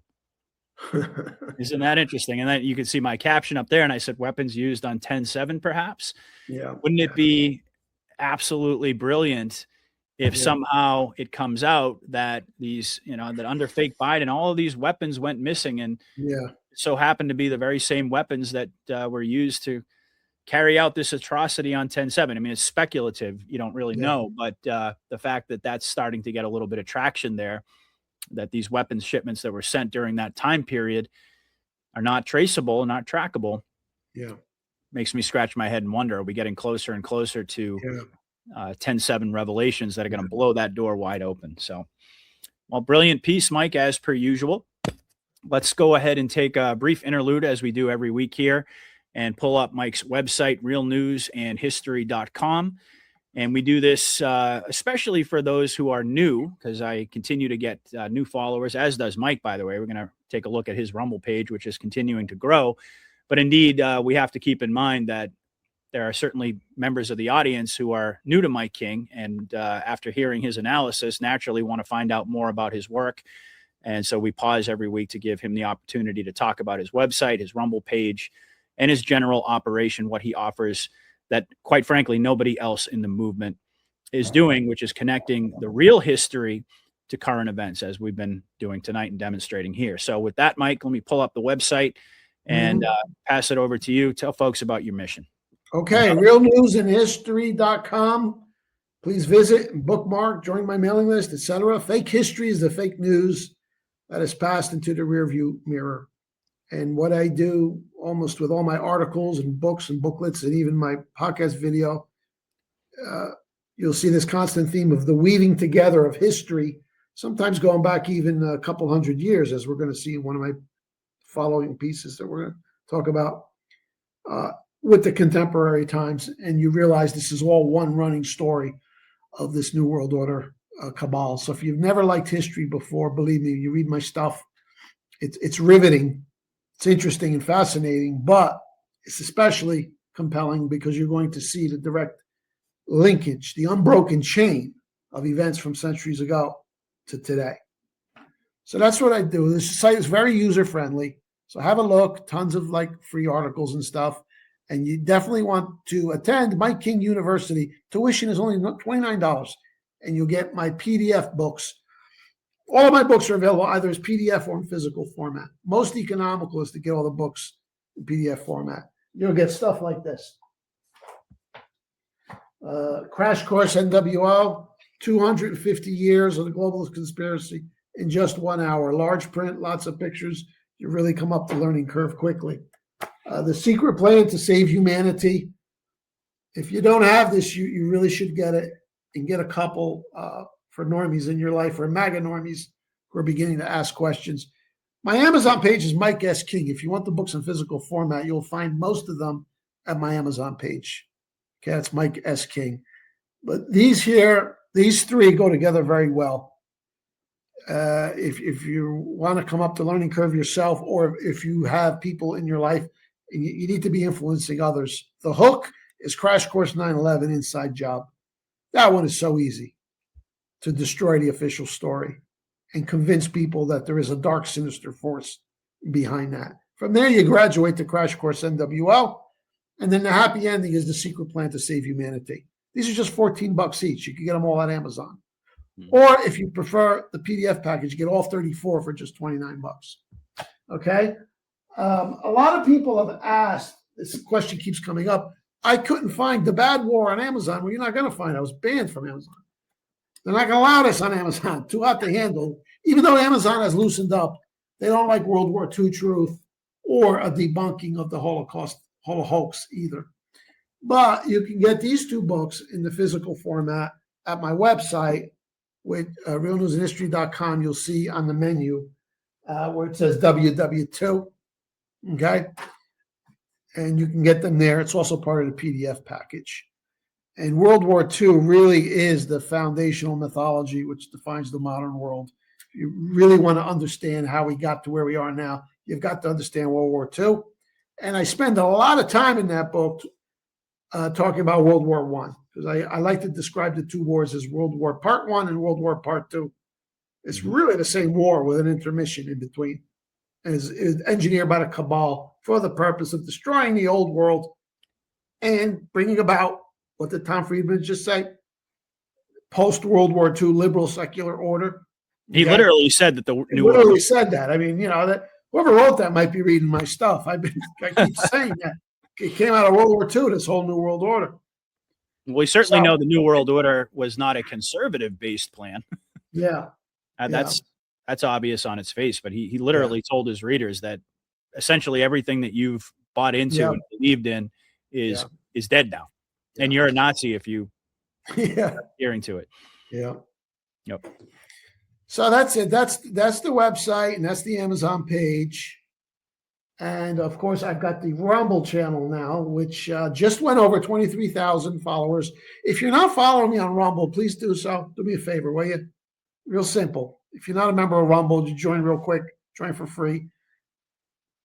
Just don't watch the videos. Follow me, because the more I build that follower count, the more these videos go viral. And they really need to, because like you said, this truly is a unique content. I'm not aware of anybody who is almost on a daily basis weaving together history with the news. And the two just enhance each other so much. Okay.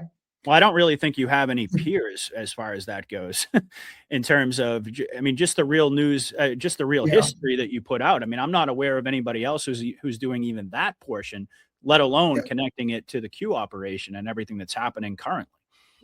Yeah, well, I had 20 years of studying conspiratorial history, and I'm still learning stuff. We'll get into today some new stuff I learned, actually. Yep. So then when the Q operation came along, it's just a perfect fit. And indeed, if you go to the Q boards and you put in New World Order or you put in Rothschild, you'll see so many references. Yep. Okay.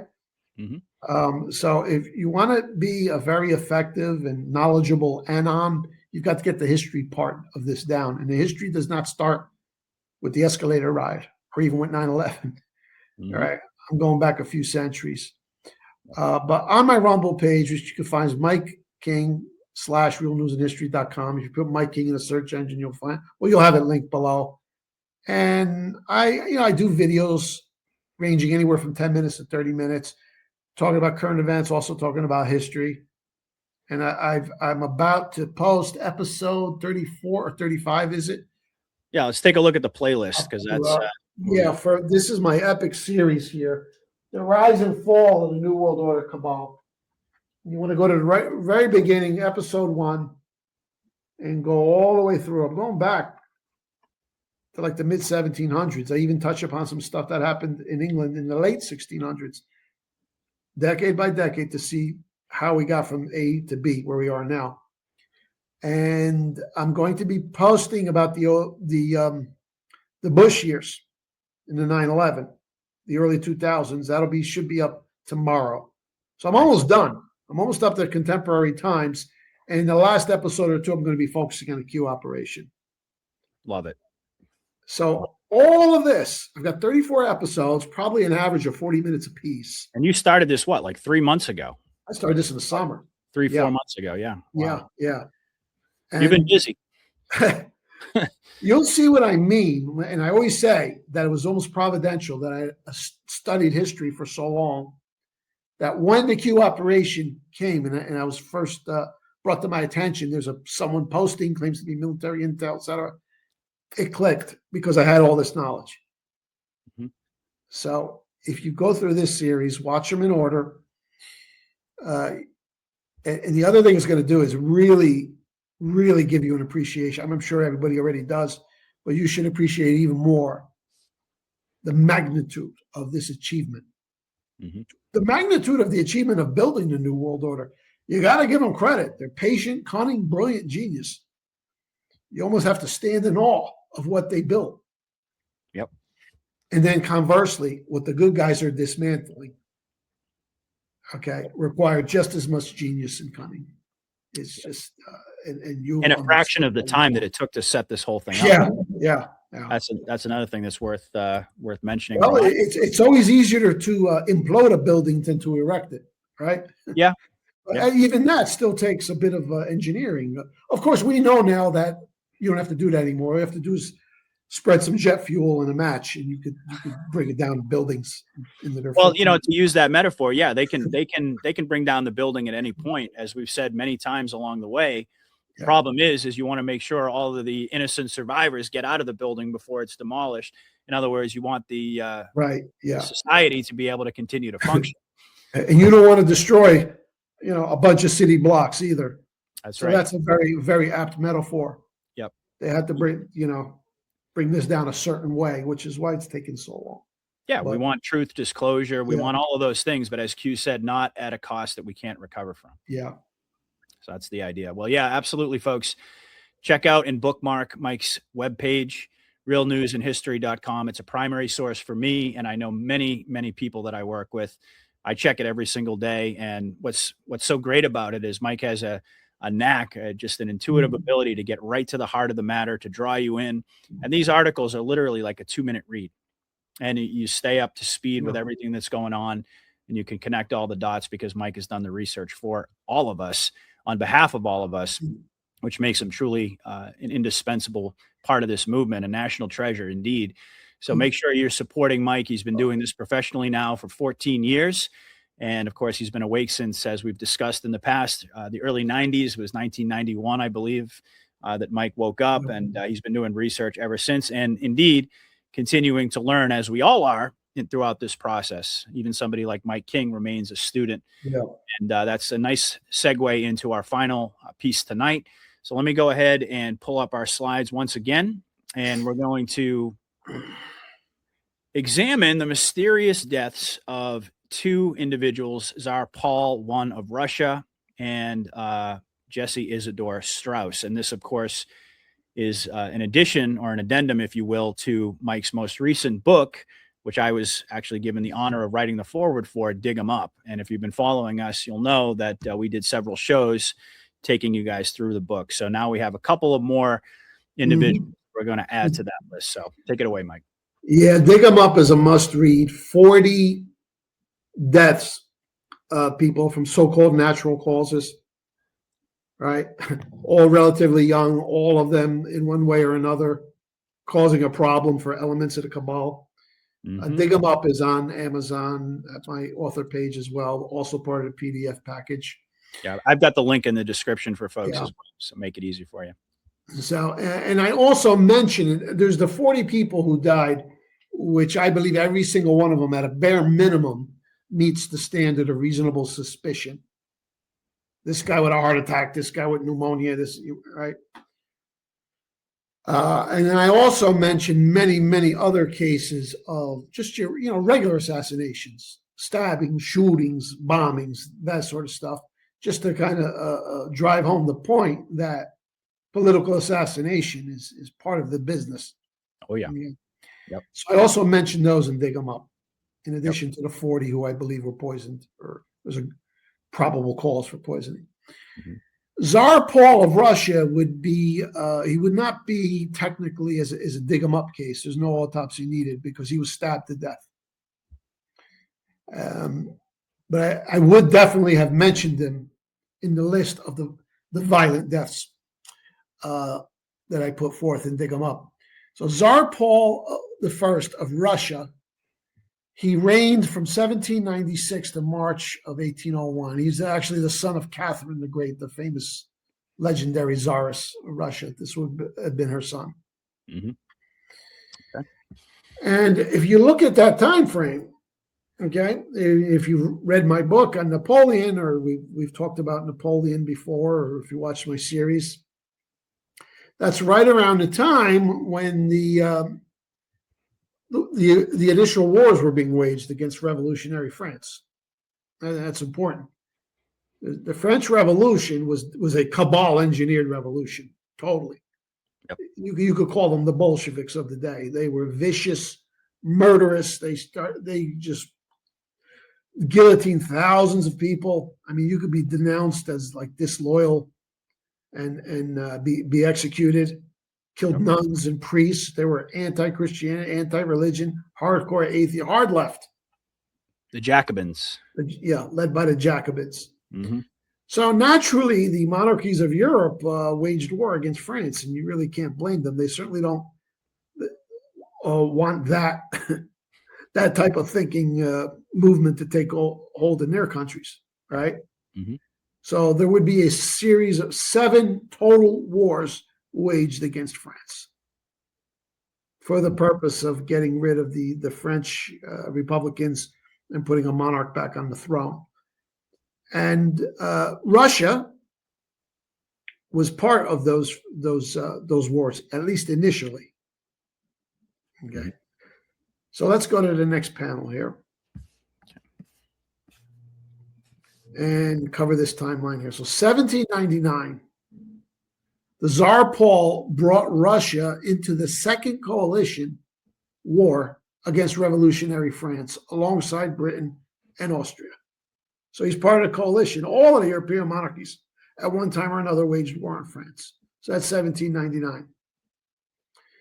1801, Paul reestablished what was called the Second League of Armed Neutrality. And that was an alliance between Denmark, Norway, Prussia, Sweden, and Russia. So he was the one who put this together. The intention was to stop neutral shipping from being inspected for French contraband by the British Royal Navy. Britain had a long history of doing this, and this is one of the causes of the War of 1812. They just felt they ruled the waves. They could stop any ship they want at any time.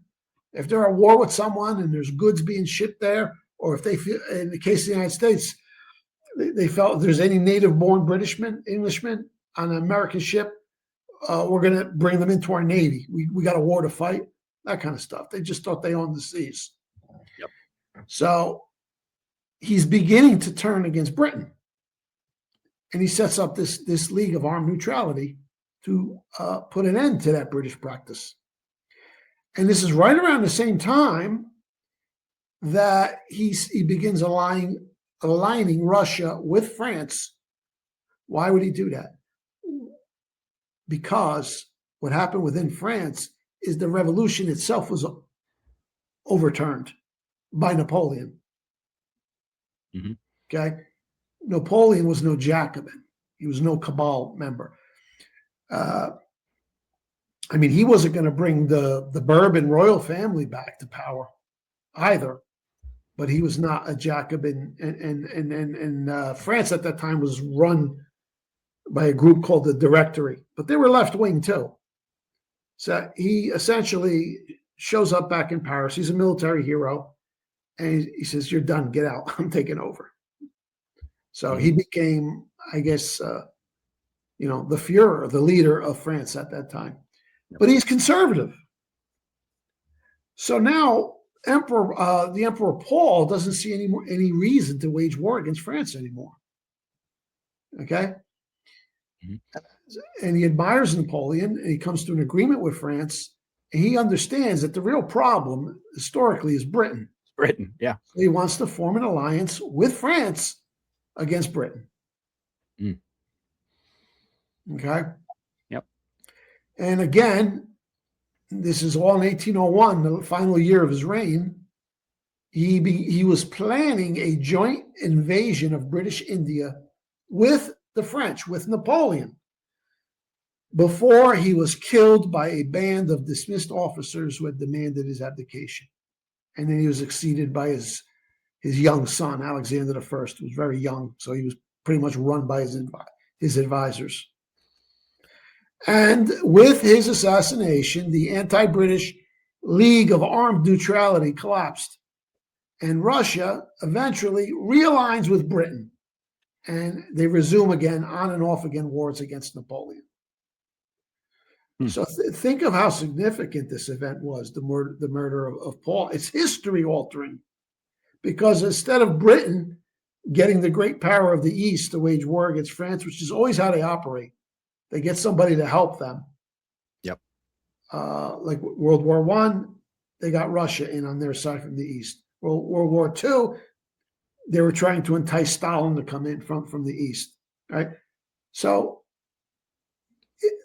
this changed the situation from France being aligned with Russia to Russia now being aligned with France. So if he doesn't die, that's it. There's no Napoleonic Wars. The last 5 wars were called the Napoleonic Wars, and they changed the course of history, because when they finally did get rid of Napoleon, who comes to France and sets up shop with his bank? James the Rothschild. Yeah, right. Yeah. Who became the richest man in London because he was financing these last few wars? Nathan the Rothschild. And then the Rothschilds were granted titles of nobility from Austria. So this changed everything. So had he lived, the New World Order is nipped in the bud. Wow. And this is very similar to how Pilsudski of Poland died. That's so interesting. Really similar, because Pilsudski was aligning Poland with Germany. He dies suddenly. He's in my book, Dig Him Up. That was not an overt murder. He just conveniently died. And then, boom, the new boss in town switches sides, and Poland then aligns with Britain. Just underscores the point that we've talked about so many times of Napoleon's significance in history in terms of the cabal being able to expand across Europe. So it's safe to say then that it was Napoleon's ascent to power that changed his mind and caused him to want to align with France against Britain. And that was really, so had Napoleon not been there, that whole dynamic would have been different. Yeah, that's right. That's right. And, it's what I always said. There was no need. I mean, I'll give them the first 2 wars. But once these leftists were out of it, and they hated Napoleon, first thing they tried to do was kill him. The Jacobins, they had a stabbing plot that was foiled, and they threw a bomb at Napoleon's carriage, which killed some bystanders, but they didn't get him. And then eventually he crushed the Jacobins. Yep. So he says, I defeated the Royalists and the Jacobins at the same time. But he was... As far as Russia was concerned, that was like mission accomplished. Yeah. They just didn't want to see Jacobins. Right. None of these royal houses wanted to, because they don't want that spreading in their country. And they knew that these movements were active in their countries as well. But Napoleon restored order, and he was a great populist leader. He wanted peace. He did not want to conquer people. When he went into a country, it's because that country or kingdom was waging war against France.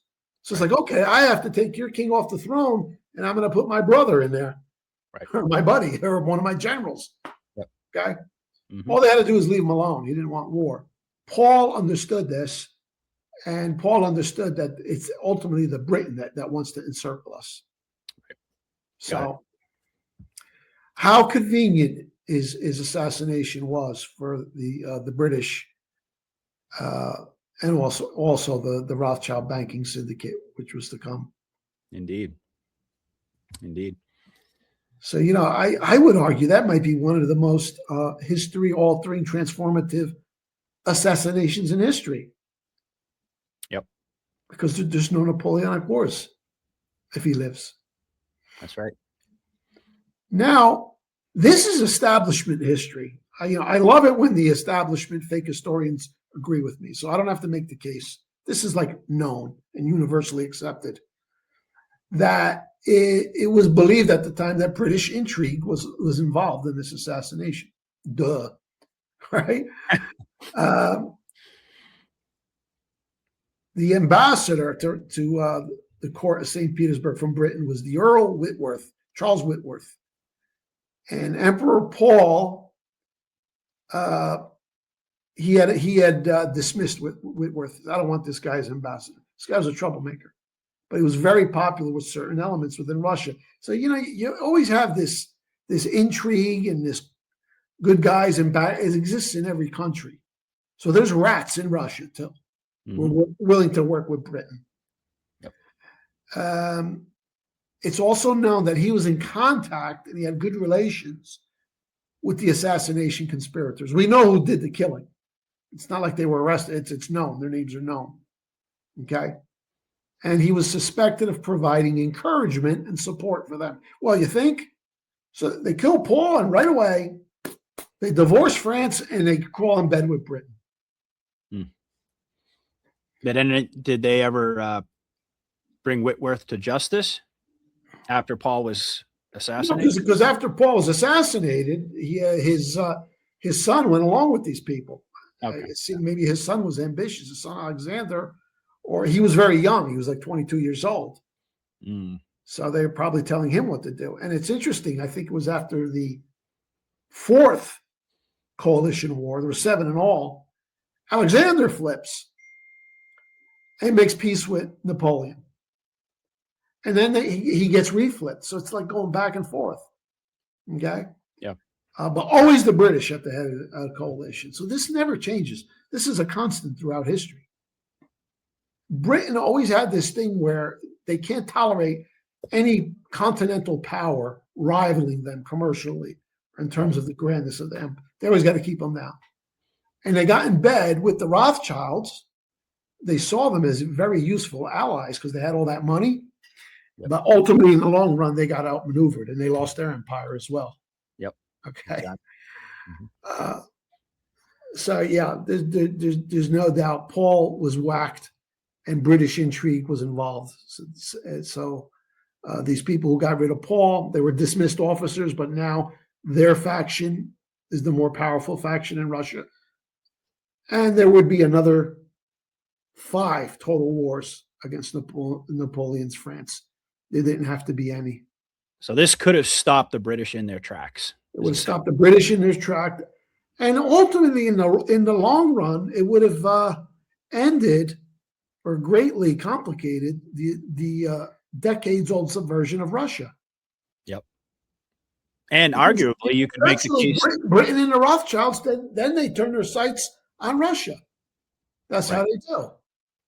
You could probably also make the case, had this not happened, that the Rothschilds may not have assumed so much influence in Britain, because that was as the result of Napoleon's ultimate defeat. Right, because he multiplied his fortune many times over. That would not have happened. Yep. The Rothschild branch in France would never have opened up. The Emperor of Austria would not have granted these titles of nobility to the sons of Rothschild, and they would not have given all of these perks and privileges to Rothschild's cabal agents through the form of Jewish emancipation, because that was exacted under almost a form of blackmail. It's like, okay, you want money? Here's what's going to happen after the war. Okay, Lord Rothschild, whatever you want. You see, they set all the that was prevented. The revolutions, I mean, I'm sure they would have continued to with their endeavor in one way or another. They never give up. Right. But can you imagine what a devastating setback to have the power of Napoleon's France, which was just beginning to really blossom economically, militarily, combined with the Russian Empire in an alliance against Britain. Yeah. It's like stick to your island, okay? Stop causing trouble. Yeah. So this, I read this with the Pilsudski thing as really the most history-altering pivot points following an assassination. Yep. You say that about JFK too. You say that about a lot of people. One thing about these assassinations is you, especially the ones where the guy isn't shot or blown up, he dies of a heart attack or something. But then you notice all of a sudden history takes a radically different turn, which Right. makes you suspicious. And that was one of the main criterion that you lay out in Dig 'em Up for all of these individuals. Yeah, Because you got to have motive. You got to have motive. Right. And their death opened, it basically cleared a path for the cabal to continue with their agenda. Like for example, you know, JFK is squeezing Israel hard. He dies, LBJ gives Israel whatever they want, and he lifts the restrictions on the CIA, that kind of stuff. You know? And they get the nuclear weapons, all that stuff. Yep. But this one here is easier because he was stabbed by these people. They just stormed into his room, demanded his abdication. He didn't want to do it, and they stabbed it. They cut him down with a sword. Amazing. But this is what I mean. You know, the more you know, the more you realize how ignorant you are. Because I knew about an emperor who was slain. I've always known about this fella. But then you dig into the weeds a little bit, and you see that he was besties with Napoleon. Boom, there it is. You know, they both had to go. Yeah. Yep. And then of course they got Napoleon 10 years later. Yep. Gibraltar. All right. Let's go ahead and keep it rolling here and move on to our second individual of interest, Jesse Isidore Strauss. And if I'm not mistaken, this would be the son of Levi Strauss, who was on the Titanic, correct? Isidore. Yeah. The father name was Isidore. Yeah. Was it? Oh, yeah. Okay. Levi Strauss was like a partnership for the clothing line. Yeah. Oh, Levi was okay. Got you. It would be his son. His father was the owner of Macy's, and this is the son took over, president of Macy's. Okay. I want to give a shout out to one of my viewers, your viewers, my viewers, and readers who alerted me to this. I don't know his name, but he said, "Have a look at Jesse Strauss. He might belong on the Dig 'em Up list." I said, okay, let me have a look at it. And there's some intriguing stuff here. And again, the standard here is reasonable suspicion. I mean, in my book, Dig 'em Up, some of them are like no-brainers, okay? Some of them are like probable cause. And then on the bottom level, I mean, if you use the scale that they use in criminal justice, you start with reasonable suspicion, right, to go further. And I think Jesse Isidore Strauss, president of Macy's, who died in 1936, meets that standard. And I'll tell you why. All right, next panel. Let's go. Yeah. Let's do it. Okay. Now, he is the son of the famous and immensely wealthy owner of Macy's, Isidore Strauss. And Isidore and Ida Strauss, if you recognize that scene, that's from the Titanic. Yep. They stayed on the ship. She would not leave her husband. The women could have went on a light bulb. So they stayed together, and they died together aboard the Titanic. And below, you see the headline here: bodies of Astor and Strauss are found at sea. John Jacob Astor, wealthiest man in America, Anglo banker, financier, and Isidore Strauss were on the Titanic. And he did oppose the Federal Reserve, correct? Well, the Federal Reserve would not be proposed until late 1913. At this time, it doesn't even, publicly, nobody knows about the Federal Reserve. But what has been proposed at this time is something called the National Reserve Association, which Strauss strongly supported, and Astor supported, and J.P. Morgan also supported. He was supposed to be on this ship. Oh, that's right. I remember we talked about that. The two different plans. There were two different plans. Yes. Okay. What came out of Jekyll Island was bastardized after the fact. Right. The original proposal was nothing like today's. There's some very, very important differences. Right. So they approved of what was the initial version, but not the bastardized version that we were. Yeah, and they probably would not have approved of the bastardized version. Now, the only reason I give, some level of credence, or maybe not credence, but say open-mindedness to the Titanic theory is because Q mentioned it, and he linked it to the Federal Reserve. Yep. Mm-hmm. And now you got Astor and Strauss, who are open proponents. The National Reserve Association, as with J.P. Morgan, and Morgan ends up dying a year later. Yep. He's another one I need to add to dig him up. There's a whole story there. He died very strangely. So there it is. So he died aboard the Titanic. Mm-hmm. Okay. Now let's go to the next panel here. And here's another story. This is from, I dug this up out of the New York Times headlines. Archives.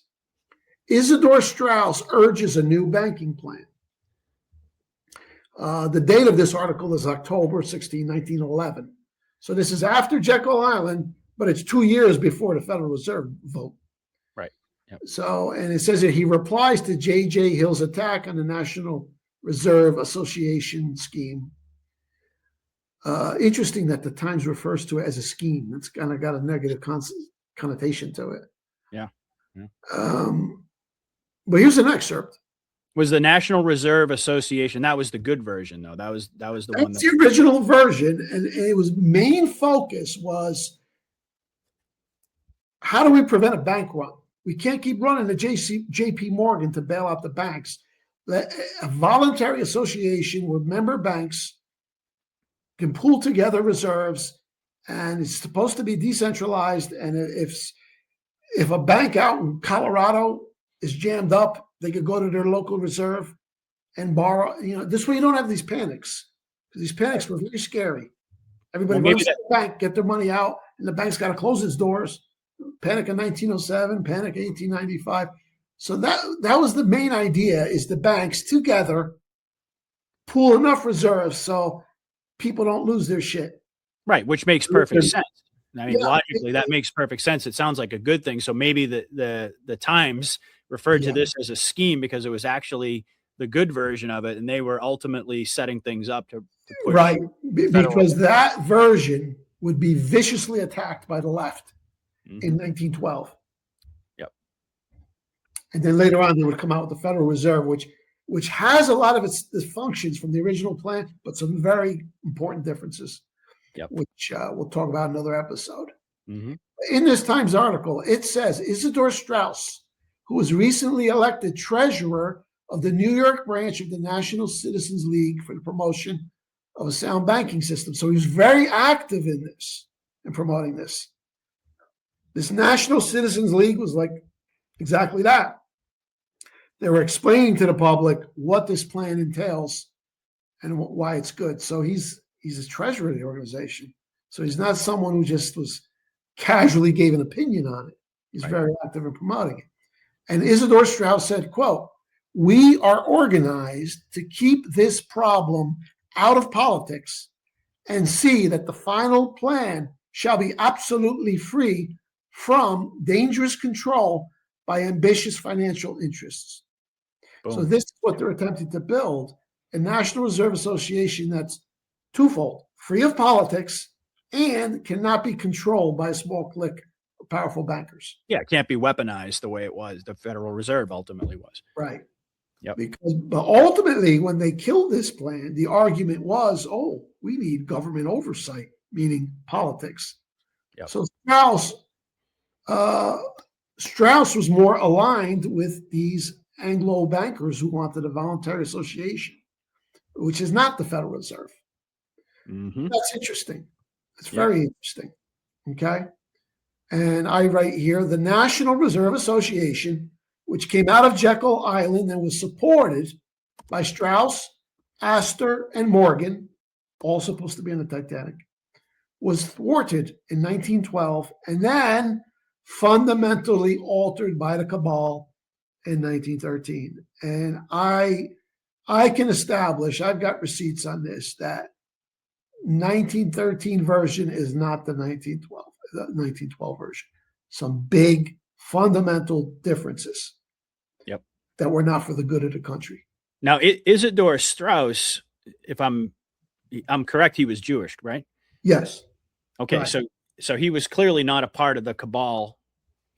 Yeah. It seems fairly obvious that he was working contrary to their interests. Well, I mean, there were cabal operatives promoting this as well because they saw it as the foot in the door, and they had in mind, I'm talking about people like Paul Warburg, that later on they would do the rug pull and then come back and say, okay, we got a better version now with federal oversight, meaning Wilson's gang, or the people who own Woodrow Wilson are going to run it.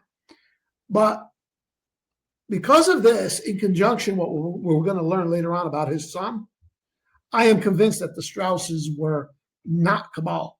Yep. And, we should be careful about automatically inferring that because somebody's Jewish and because they're a rich businessman, they're cabal. That's not the case. Yep. That's why it's usually the case, but I don't believe it is in this case of the Strauss family. Right. Yep. All right. Did you want to read that bottom portion there? Or did you already do that? Yeah, I just read that. Read it. Yeah. All right. Yeah. All right. Now, okay, so he dies aboard the Titanic, and his son and his uncle, they're the new owners of Macy's. He's actually the president. Jesse Isidore Strauss becomes the president of Macy's. I'm not sure if by that time if Macy's was a public company or not, but he's Mr. Macy now, the son. And I asked the question here, like father, like son? And what we know about the son, what we suspect about the father, I really pretty much know about the son, which also leads me now to have a stronger assessment what the father's like. I don't think these people were Jewish cabal at all. Doesn't seem that way. The son was Jewish, wealthy, famous New Yorker, but not part of the cabal.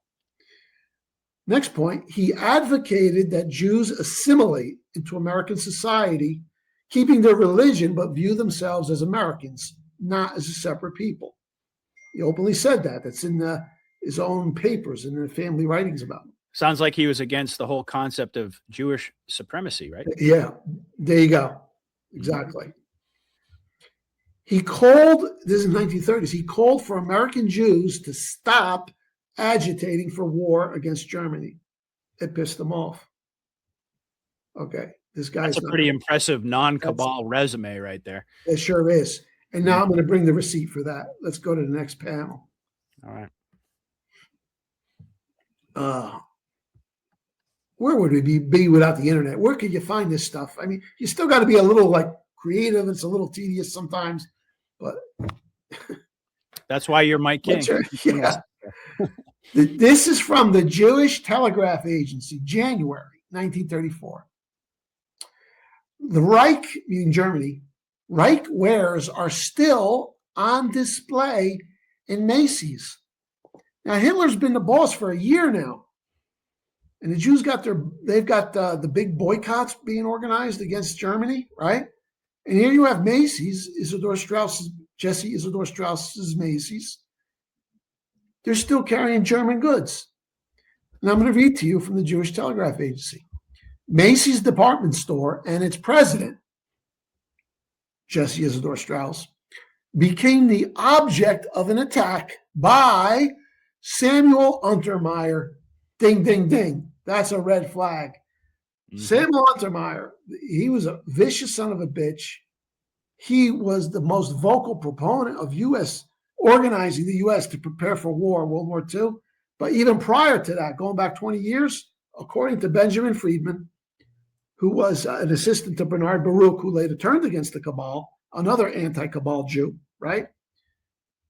Samuel Untermeyer was the one who put the strings to the squeeze on Woodrow Wilson. Mm-hmm. He Epsteined them. Yep. Woodrow had a few ladies he used to fool around with. He's a married man. One of them was a married woman, married to a colleague of his in Princeton. According to Friedman, Untermeyer went to Wilson, says, there's this woman, she's having a problem. We can address her. We'll give her some money, make her go away. And like Wilson shit in his pants. Mm-hmm. They blackmailed him. They Epsteined them. That's why Wilson was their slave. Yep. Wilson, what do you want me to sign? Income tax? You got it. Federal Reserve? You got it. Entry into World War I? You got it. And he was their total slave. Yep. You want me to go, give speeches, barnstorm the country to get us into the League of Nations. They rode him so hard he eventually had a stroke. His last few months, he was incapacitated. They totally owned him. And Untermeyer was part of that gang, Baruch, Schiff, Warburg, etc. Now, was that the American League for the Defense of Jewish Rights? Was that the forerunner for the ADL? Did that eventually? The ADL was 1913.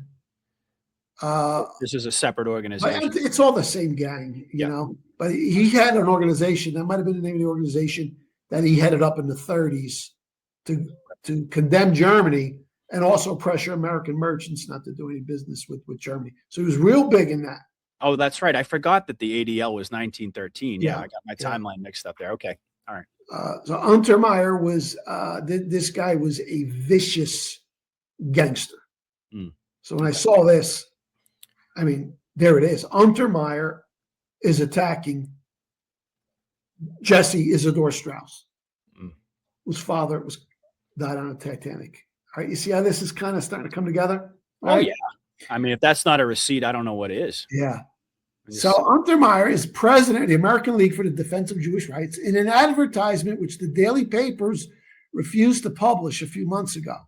So he's so radical, even in some of the newspapers didn't want to publish his stuff because he's screaming for all these boycotts against Germany. This is 1934. People are like, come on, calm down, dude. He hasn't done anything. There's no war. There's no war. There's no internment. All right? But he's agitating. He declared, Untermeyer declared that non-Jewish department stores were observing the boycott to a greater extent than Macy's. So this really must have burned them up because there's one thing these Jewish cabal people hate more than a quote unquote anti-Semite. It's a Jew who doesn't get with the program. Yep. Because that's very problematic for them. Because you can't say, well, Strauss is an anti-Semite. He's selling German goods in Macy's. Well, he's Jewish. And he's massively wealthy and powerful and influential. Yeah, exactly. He had to go. So this is a big find here. Yep. So he's saying the non-Jews are better than you. Why you still got all this German stuff in your stores?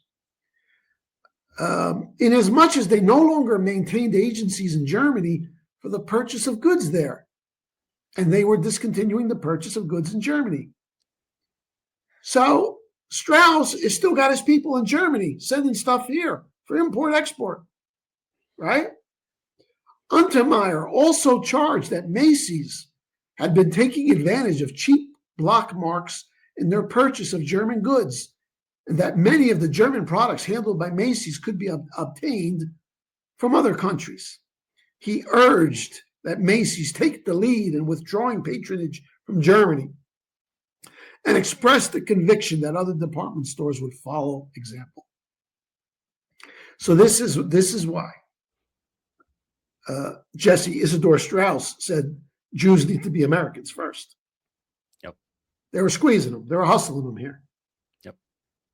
And it was 1933 when Hitler took power, and immediately after was when worldwide Judea, as they called it back then, declared war on Germany, right? Right. That would be in March of 33.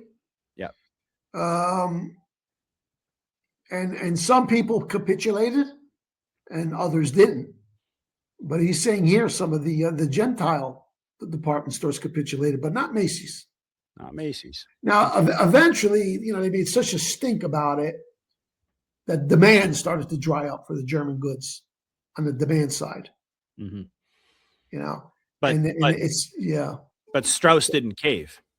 He didn't cave, but the article goes on to say because demand is falling, that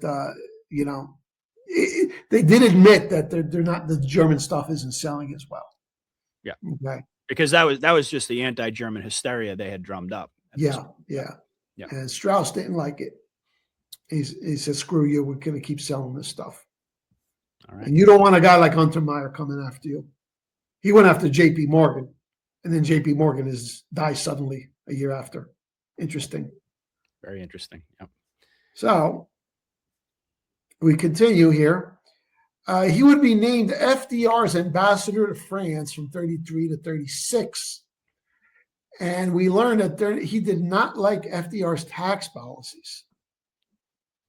And it seems that he was anti-war as well. Now, he didn't speak out openly about this, but what happened was before some of FDR's big taxes went into effect, he gave away a lot of money to charity. Mm-hmm. Otherwise, it would have been like taxed to the, you couldn't be able to give money away to charity. A lot of it would have been taxed. Mm-hmm. And there's like a letter I think he wrote to a family member about, he expressed his disagreement with the tax, and I've got to give away this money now. And, so he made provisions because he knew what was coming in terms of estate taxes. So sounds to me like he was a solid dude. Yeah. Yeah. Oh, and by the way, I don't have the list here, but I read the list of some of the charities he gave to. And it was all kinds of stuff. He gave away to, it was a church, a Christian denomination church that did charity work. So he didn't care. He would give money away. The Jewish causes, Christian charities, arts institutes, things like that. Yep. So it wasn't like, only a Jewish thing. So again, he manifests that mentality of, I'm an American. Yep. The religion is Jewish. So you put all this together and with the father, and we've got definitely someone here that, put it this way, if you're playing, we covered this, how many people died in the lead up to World War II, mm-hmm. or how many people were gotten rid of. There was Pilsudski. There was Lawrence of Arabia. There was King Edward. There was an assassination attempt. He was pro-Hitler. They didn't get him, but then they forced him to advocate over that divorce nonsense. Yep. There was Huey Long. There are a number of, they're all in my book. Yep. It was this incredible rash of people who would have opposed World War II or actively advocating to have good relations with Germany. They start dropping like flies. Yep. So again, you add further context to this. Mm-hmm. Here, according to a biography in the Strauss family newsletter, Jesse Strauss, quote, felt that Judaism was a religion, not a nationality, and that Jews and members of all religious groups in any country should assimilate. He refused all traffic with the Zionists. So he's not an Israel guy. Mm-hmm. Israel does not exist as a state at this time. So he's not a Zionist either. And he rigidly opposed pro-Jewish discrimination at Macy's, meaning the German boycotts that they were calling for. Wow. And the source for that is the Strauss Historical Society. They must really hate this guy. Oh, yeah. With all the money he's got. Oh, yeah. Yep. Well, he gets sick while he's in France. He has to give up his position, comes home, dies of pneumonia. Only age 64. Mm. Now, he meets all the criteria for a dig-em-up job, for sure. Dig 'em up, baby. Yeah. Wow. Incredible. Yeah. Isidore Strauss. Well, he was preaching essentially what this operation is all about, is that we're all Americans, and this whole concept of Zionism and assimilation into society as opposed to Jewish supremacy fits all the criterion of being I wouldn't call him an Anon necessarily, but certainly an America first guy, not an Israel firster. So that was and to have someone of his stature who's Jewish, if he was opposing the buildup towards war, too much of a roadblock. Yeah, definitely. Yep. Mm. Yeah, but there's no question. So many of these guys were picked off during the 30s. They had to clear the decks. Yeah. No, he's definitely a dig 'em up case. That's probably one of the most compelling ones that we've gone over. Yeah. Maybe when you get to a second edition, we can add him to the list. But folks, check out the link in the description. I have it there directly, so you can just click on that link and you can purchase Dig 'em Up. If you haven't read it, it's absolutely amazing. If you enjoyed this last segment, you're going to love the book. So thank you, Mike King, once again from realnewsandhistory.com. Folks know at the end of every show, I always ask what's next, because I'm anxiously anticipating what Mike is going to put out and what we can all learn from his incredible research. So you got an article coming out. I think you had referenced something earlier in the show, but it escapes me now. Or you said we were going to talk about something next week. I can't remember. Well, I'm going to just tell you this, that when we meet again next week, I might have a scoop. Ooh. I'm meeting with someone, and I've got to assess this individual's legitimacy. Okay. Still. All right. I have a good feeling about it, but I may have information, or I may be receiving information which is inside information. Ooh, wow. If this contact is legitimate, we shall see. You know? All right. I'm just telling you from a preliminary standpoint, it sounds compelling as hell. So this is somebody who reached out to you recently?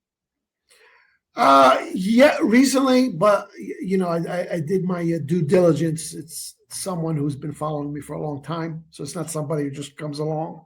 Okay. Yeah, so you vetted them, hopefully, yeah. Vetted them to a great deal. Yeah. But gonna vet them some more, and then if I feel confident, you know, we're gonna talk about it next week, and people will have to make their own assessment.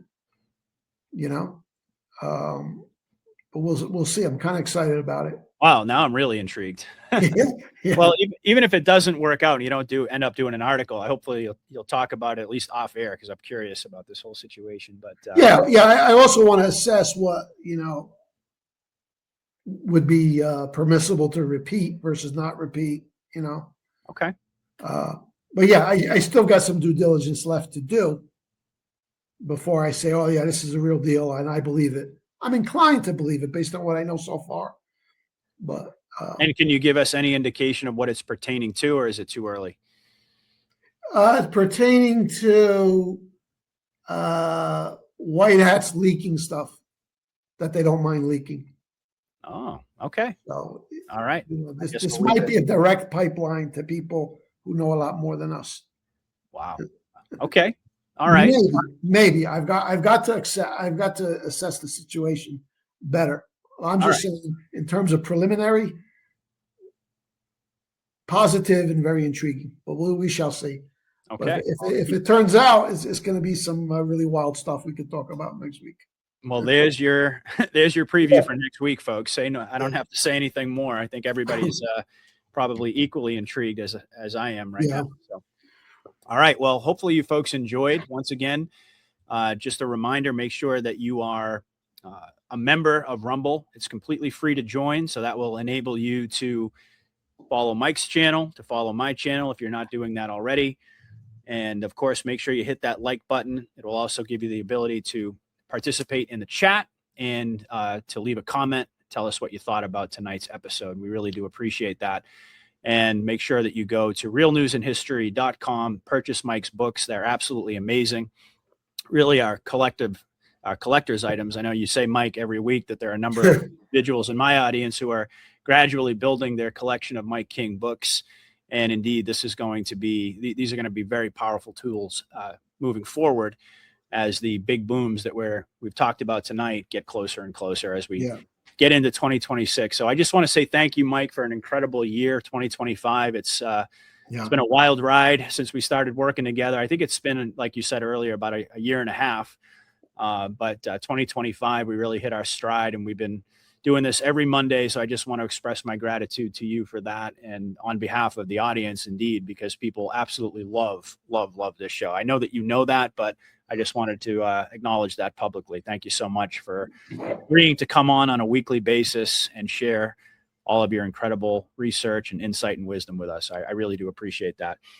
And it's a pleasure. Yeah, indeed. And next week, of course, it'll be an entirely new year, beginning of 2026, and we'll have a whole slate of new topics to discuss, including perhaps the one Mike just previewed. So thank you, everybody, for tuning in tonight.